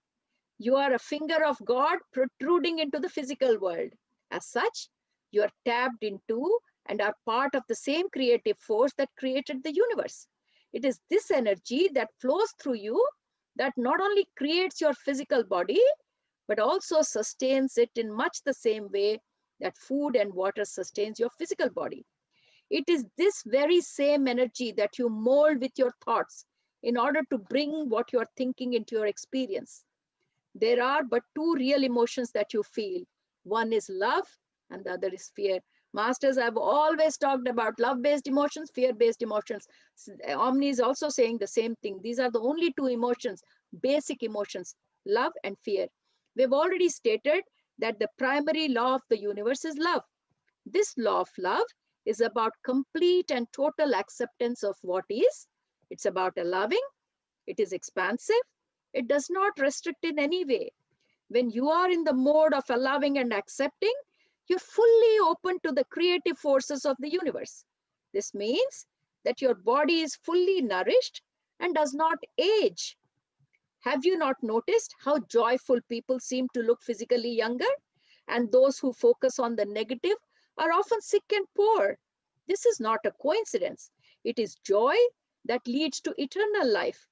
When we speak of eternal life, we speak of life in an ageless physical body, for you already have eternal life.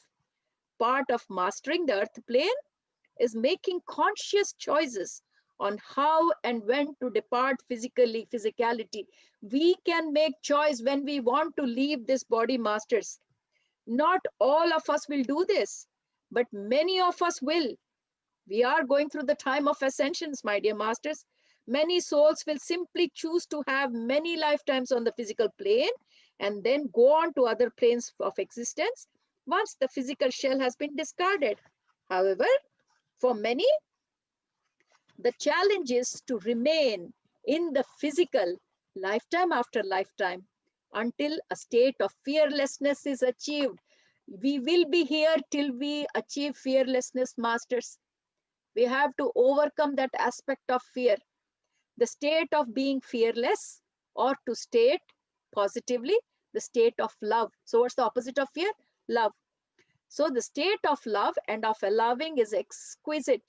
And it is what many of you have been calling enlightenment.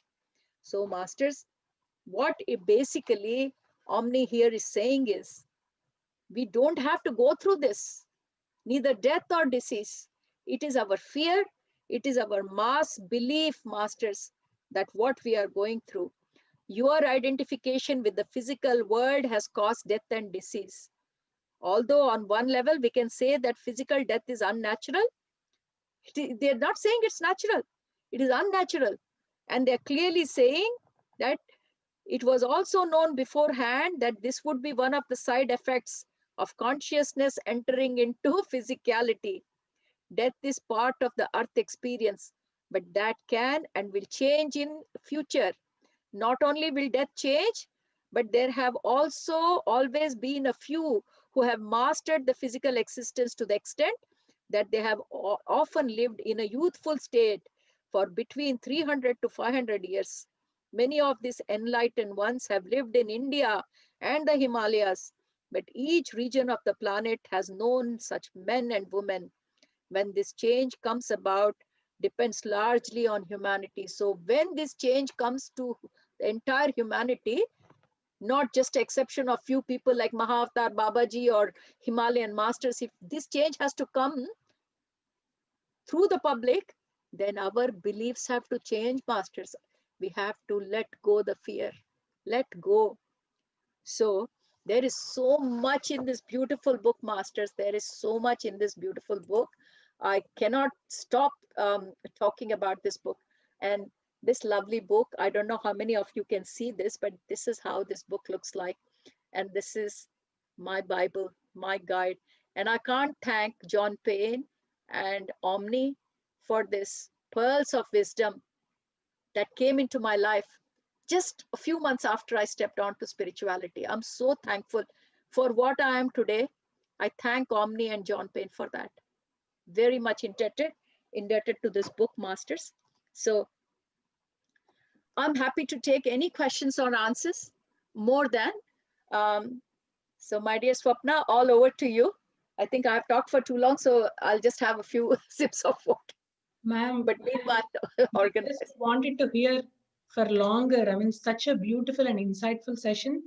It answered so many questions. Like we know that there are various words that we use on day-to-day basis, like gratitude or allowing or self-love. But how we correlate them and how we manifest and how these four principles of creation in our life, you so beautifully summarized, ma'am. And with your permission, I know every word is a key takeaway, but I've noted a couple of things that I really felt I need to share. So with your permission, ma'am.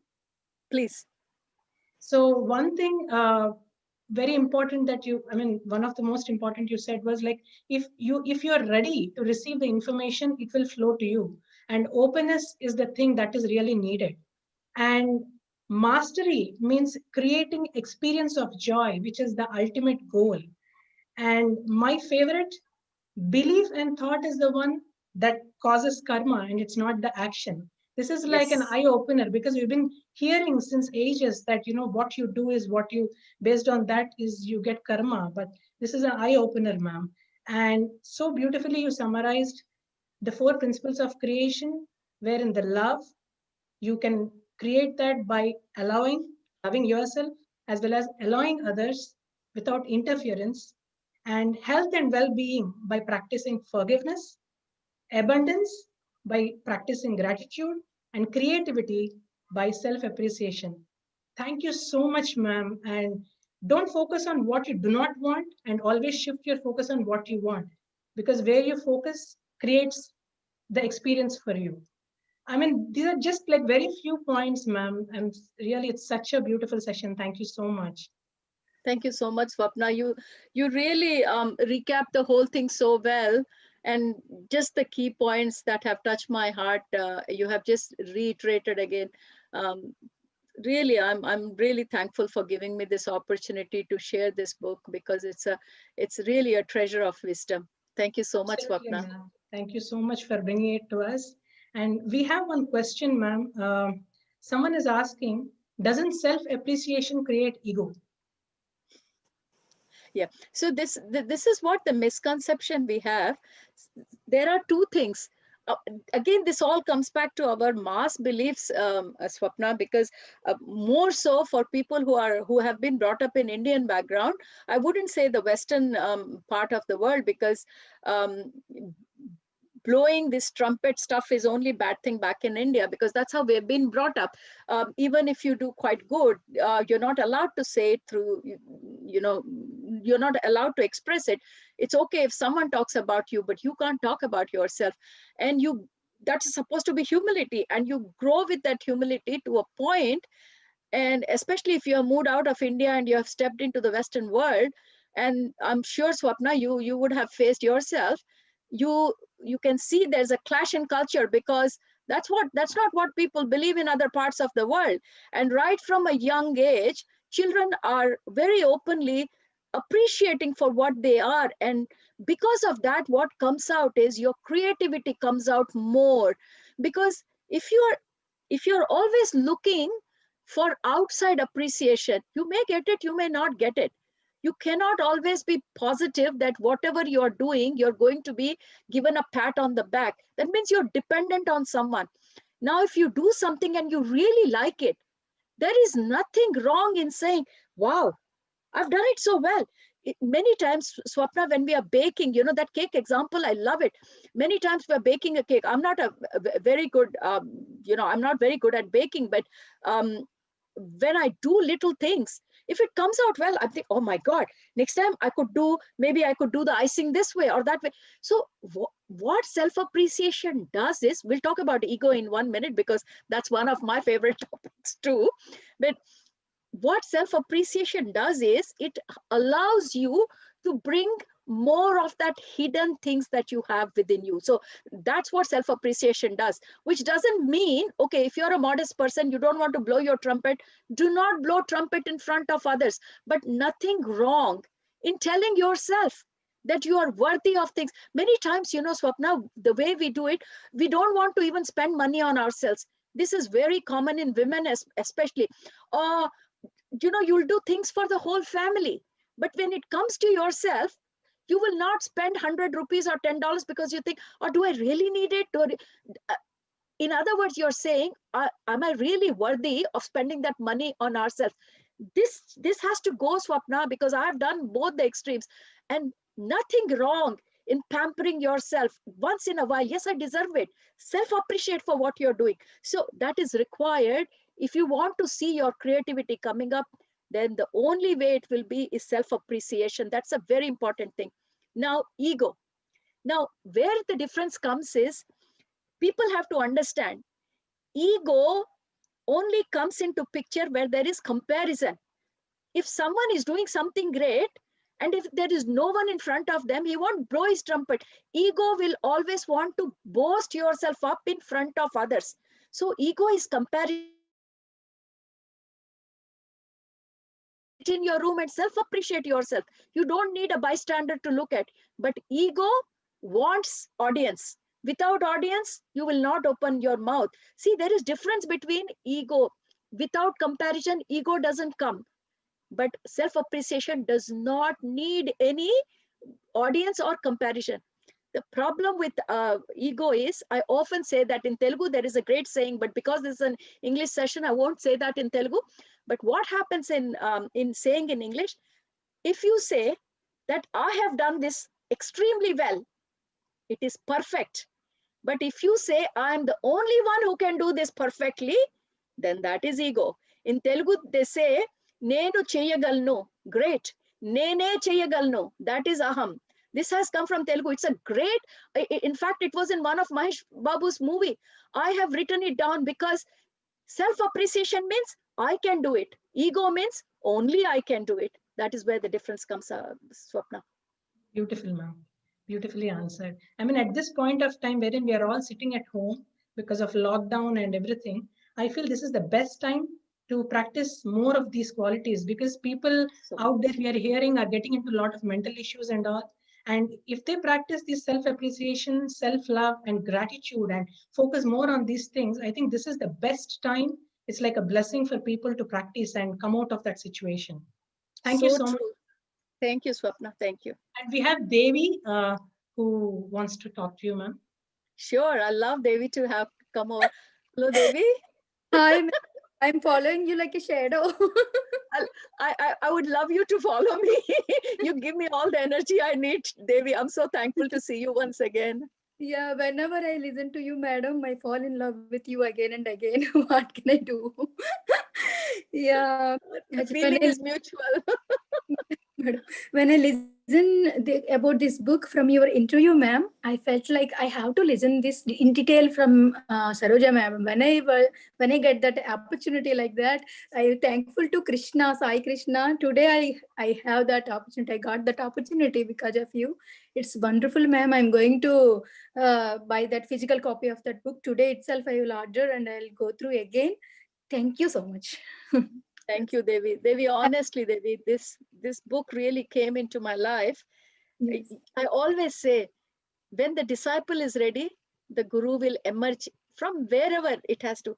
Similarly, when the disciple is thirsty of information and is vibrating, the book will fall in our hands. We all know. And that was the time, Devi, where I was in thirst of knowledge in 2002. And when this book fell in my hands, I thought, this universe is so kind. Everything I wanted was there in that book. And it really made the foundation of who I am today. I am so indebted to this book, Devi. One little doubt, madam. When we have a clash between our responsibilities and goals, what shall we do? Very good question, Devi. This is a question that we are all struggling in the current times. You know, something, it's called politically correct, we say. So sometimes, you know, though we want to do the right thing, we may not be politically correct. So keep that in mind of this discussion always, because this politically correct thing has become the catchphrase.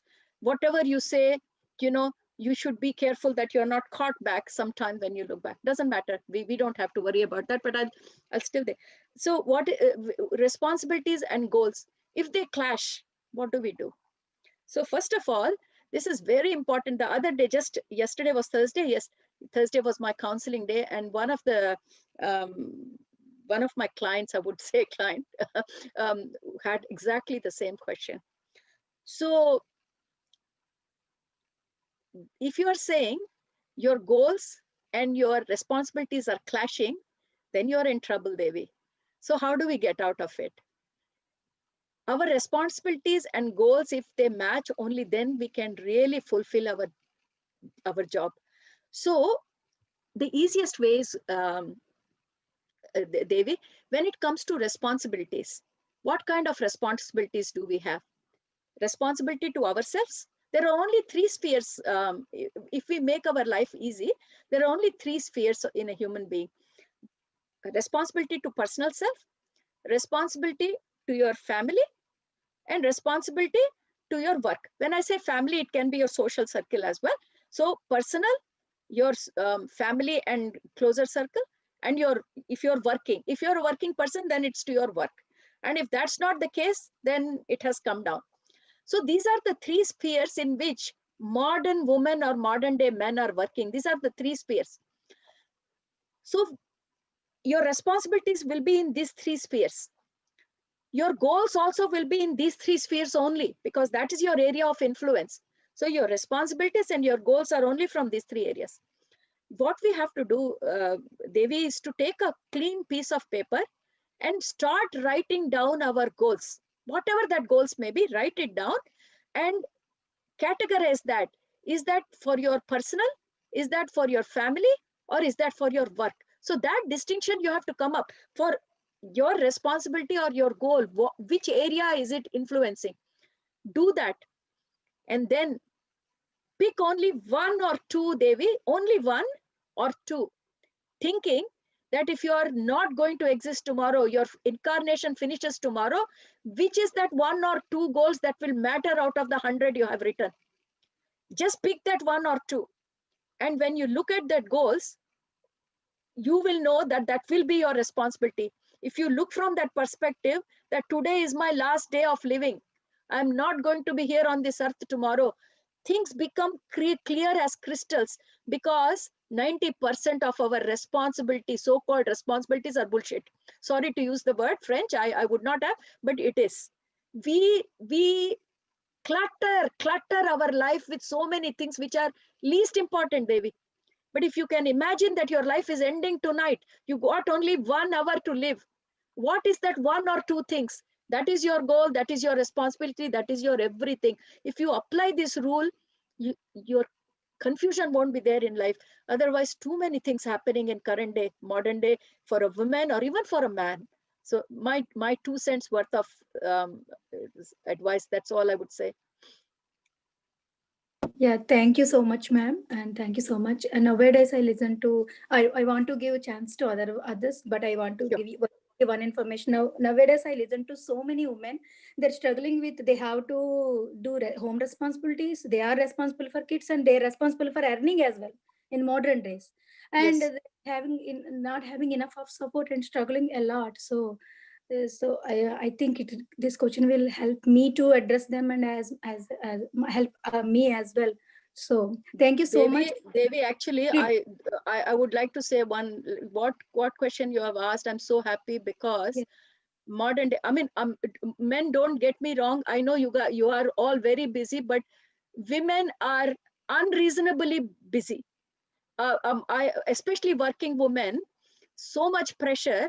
I was yesterday talking to a woman, no names required, but her day starts at 4 o'clock, and the kind of activities, she has young children, she starts at 4, sleeps at 10, and when I heard the whole schedule, back to back, and I'm thinking, when is she breathing? I don't know, where is the space for breathing? And she's saying, madam, what do I do now? I'm getting anxiety, so should I start medication? I said, before you start medication, can you unclutter your life for me? She writes a blog. So if that person is here on the platform, I really want you to understand that this is not dobbing you in, so I'm not naming you, but this example will help a lot other people. So my dear friend, if you're there on this platform, this is only to help other females. So she writes a blog, she does yoga, she does something else, swimming, name it. So, you know, modern day pressures, you have to look good, you have to look fit, you have to look very efficient, you have to drop your children, and then you have to make them topper in everything. They should be first in the music, first in dance, why are you making your life miserable? And then you want to take medication for anxiety. Why are you putting that pressure? What is required? What is it if you are not fit like a Aishwarya Rai? Who cares? No, why I'm saying, masters, nothing wrong if you want to be slim, if you have time, but 90% are self-imposed, and then we are going on medication. So Devi, thank you for bringing this question. I really am thankful to you. Thank you very much. Thank you, Devi. That was a very, very important question that I've been hearing, and I've been listening to people sharing these things, and it really helps many of us here. Thank you so much. Ma'am, we have Deepthi who's raising her hand. Deepthi, Sure. I'm unmuting you.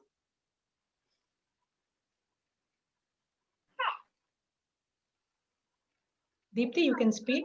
Yes, ma'am. Hello. Hi, Deepthi. Hello, ma'am. Thank you so much for the wonderful session. Yeah. Actually, I have to say, ma'am, as I told you many times, it's a interview that gave me so much of motivation and inspiration, answers to many, and I'm so happy to listen again that 4 principles. I already have that in my notes, and I would like to say in this platform, ma'am, that self-love.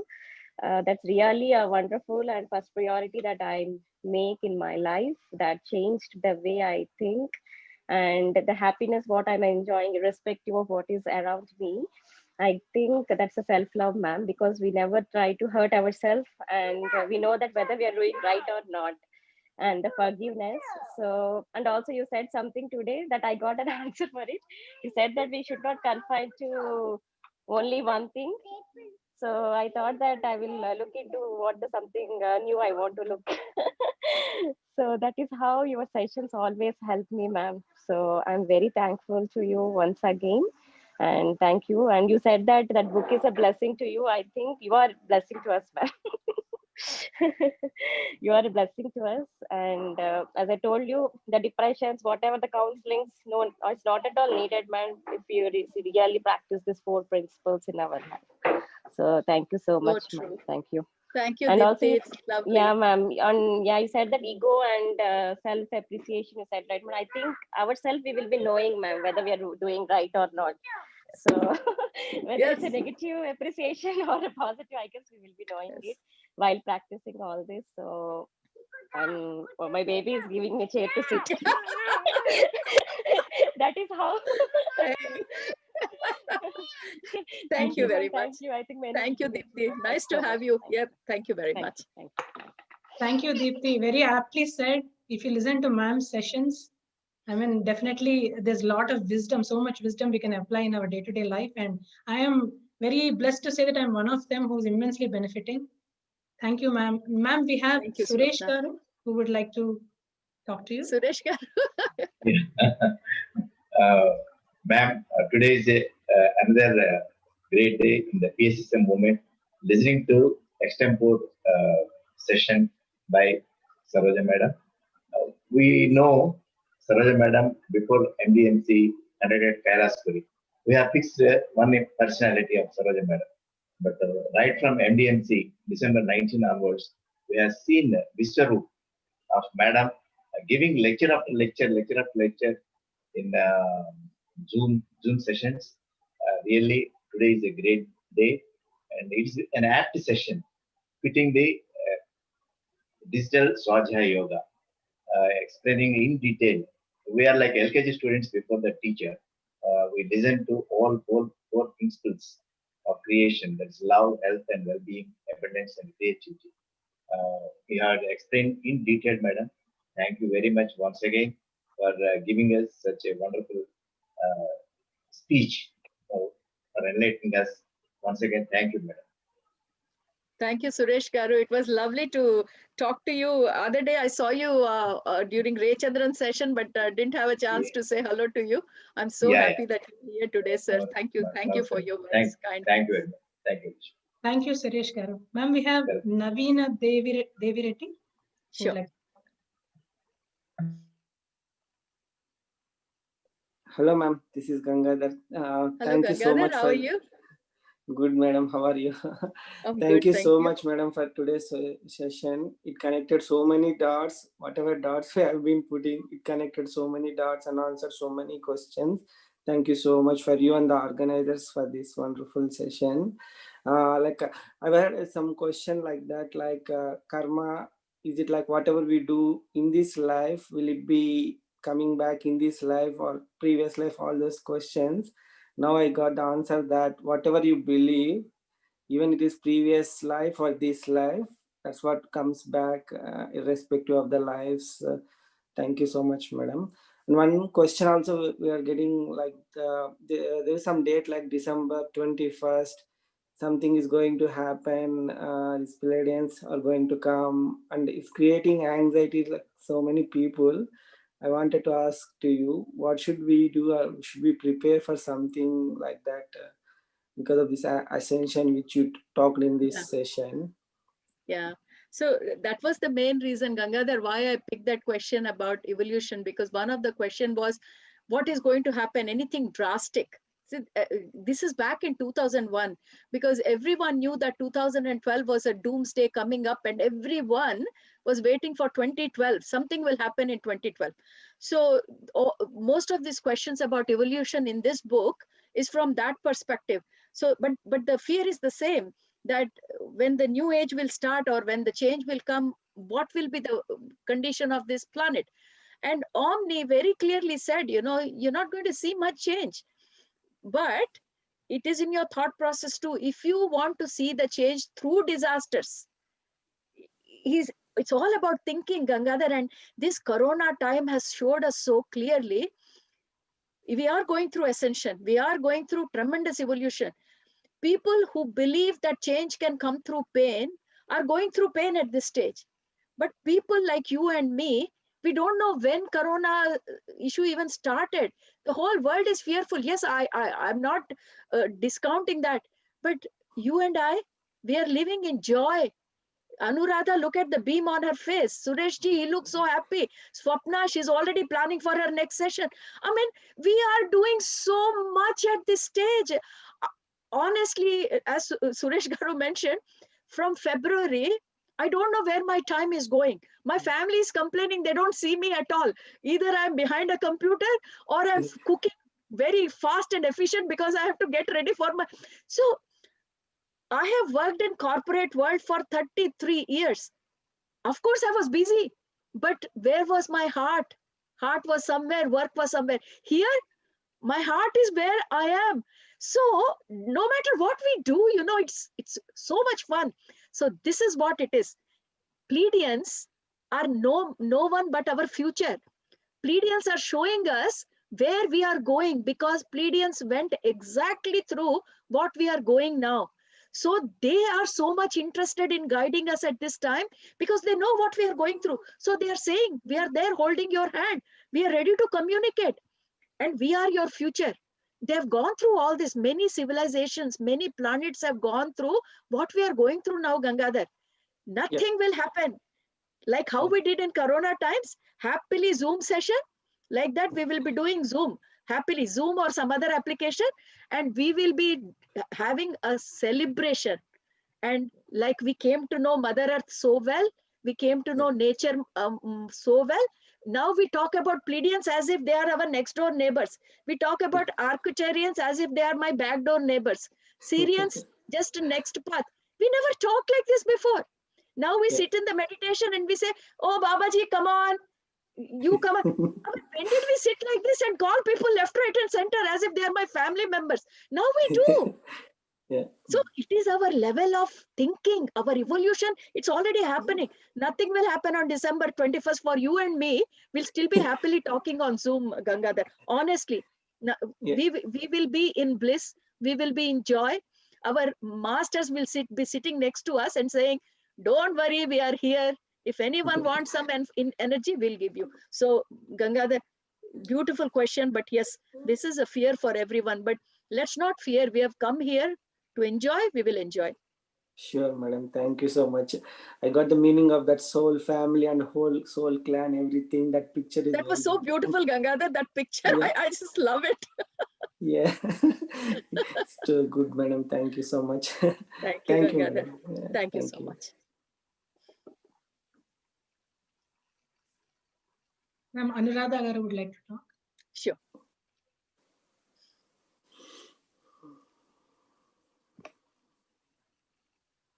Ma'am, you're on mute.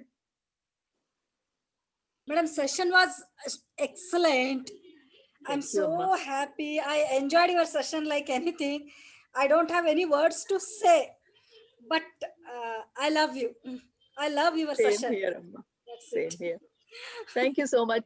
Those three words kind of gave me good feedback. And thank you so much for inviting me onto this platform and sharing all your love with us. We can see your love in your face, in your words, and in your energy. I'm so happy to be here, Anuradha. Okay, madam. Thank you. Thank you very much. Thank you, Amma. Thank you, Anuradha ma'am. Do we have any more questions? Please raise your hand. I think Deepika, there was some Deepika Y who raised her hand. I'm not sure. It was Deepthi ma'am. Deepthi. Okay, no worries. Anybody else, please raise your hand. I think Otherwise, we are good, ma'am. Yeah, we'll close the session then. Thank you. Thank you so much, ma'am. Thank you. I just wanted to thank everyone before I hand it over back to you. I would like to thank Suresh Garu, Anuradha, Sai, and Swarnalata madam, everyone for giving this great platform to me. And this platform has become more or less like my home. I come every now and then. And so Sai, thank you very much. This has been a great connection on this particular digital Swadhyaya yoga. I had a chance to participate in Telugu, Hindi, and now in English, and it's amazing. And Swapna, you are the best host I can ever have, and I just love you. So thank you very much for your great hosting. Thanks a lot, ma'am. Thank you so much, ma'am. I think Deepika joined back. Deepika, you have a question? Yeah. If it's okay. Yeah, I'll take her question, Deepika. Bye. Deepika? Yeah. Okay, Deepika, unmute yourself.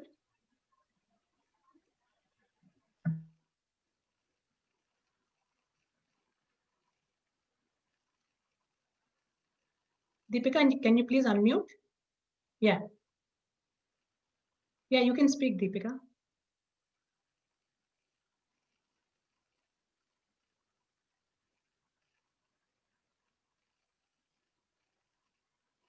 I think she got disconnected. Oh, yeah, she's here.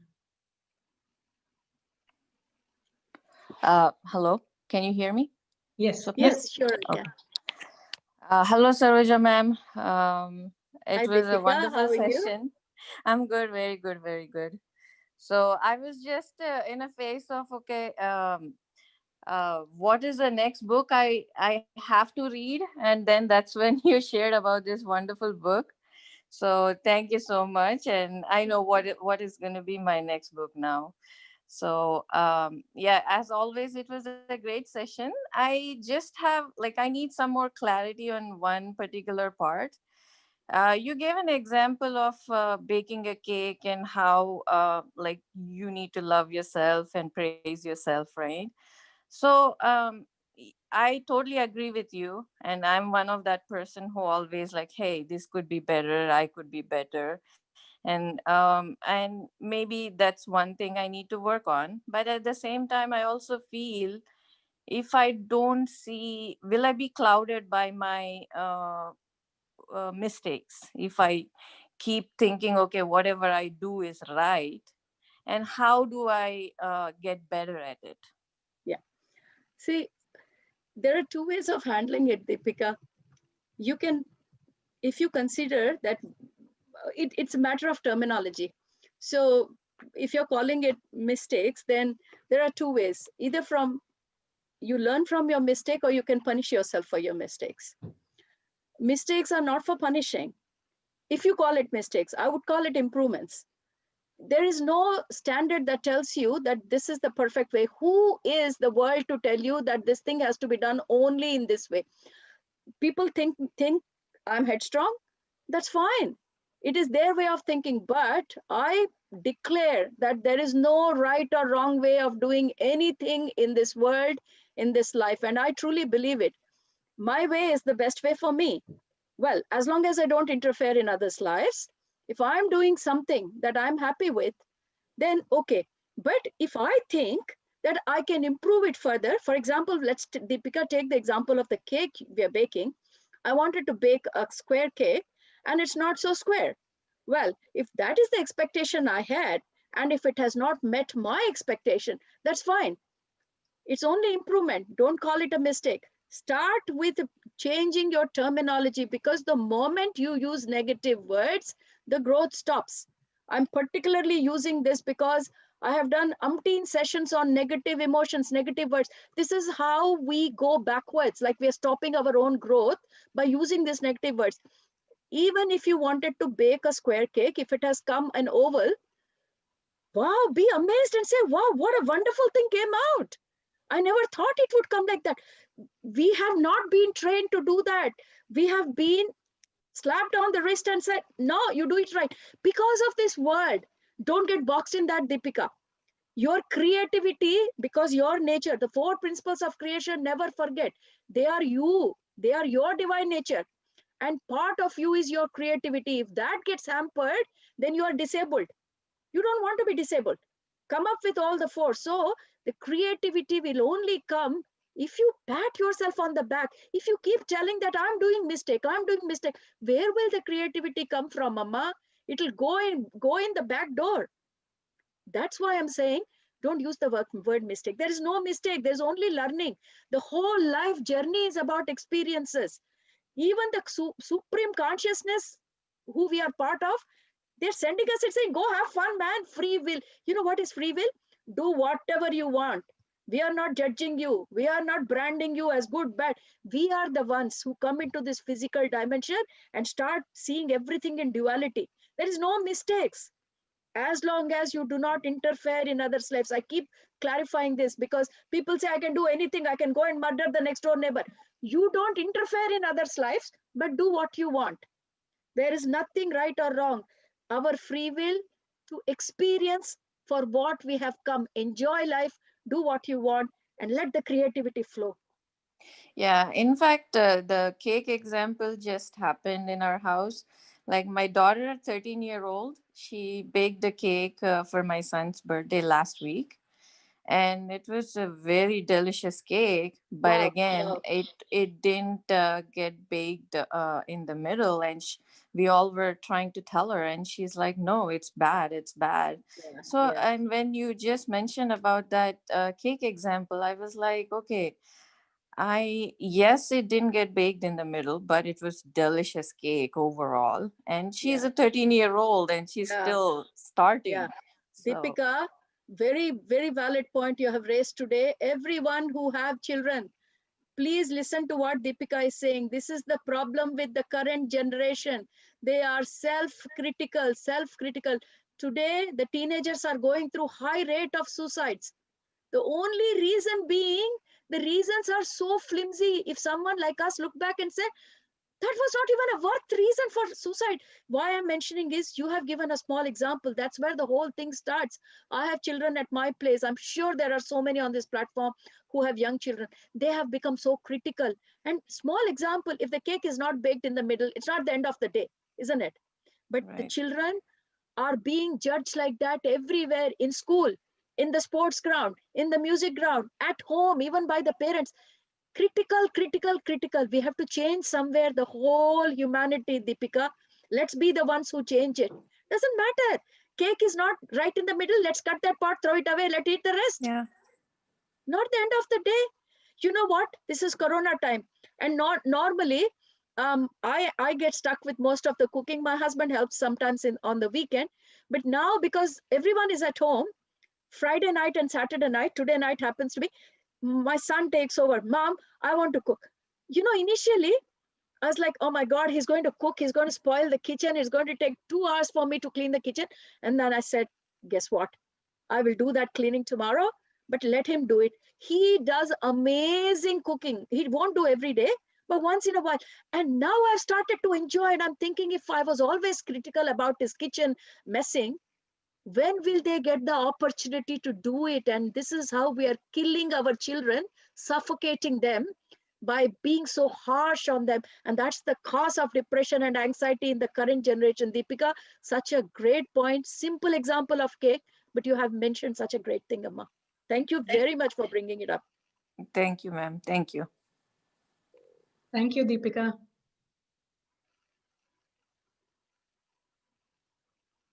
Yes, ma'am, we are done with the questions now. I think we can close it. I'll give it over to you. You're the host and you can close the session. And Sapna, thank you very much once again, being very patient host. And thank you very much, ma'am, once again. Thank you, sir.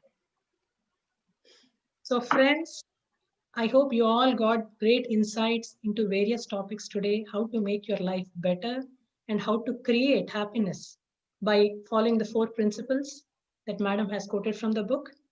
So we are so fortunate and lucky that we have all these great masters who are collecting the spiritual nectar from all these books and giving it to us. We are just sitting and just hearing to them, and they are doing all the work for us. And we are very blessed and fortunate. And Spiritual India team is also trying to take the responsibility of passing the knowledge of true spirituality obtained from various spiritual scientists and spiritual gurus from the world and making it available to everyone.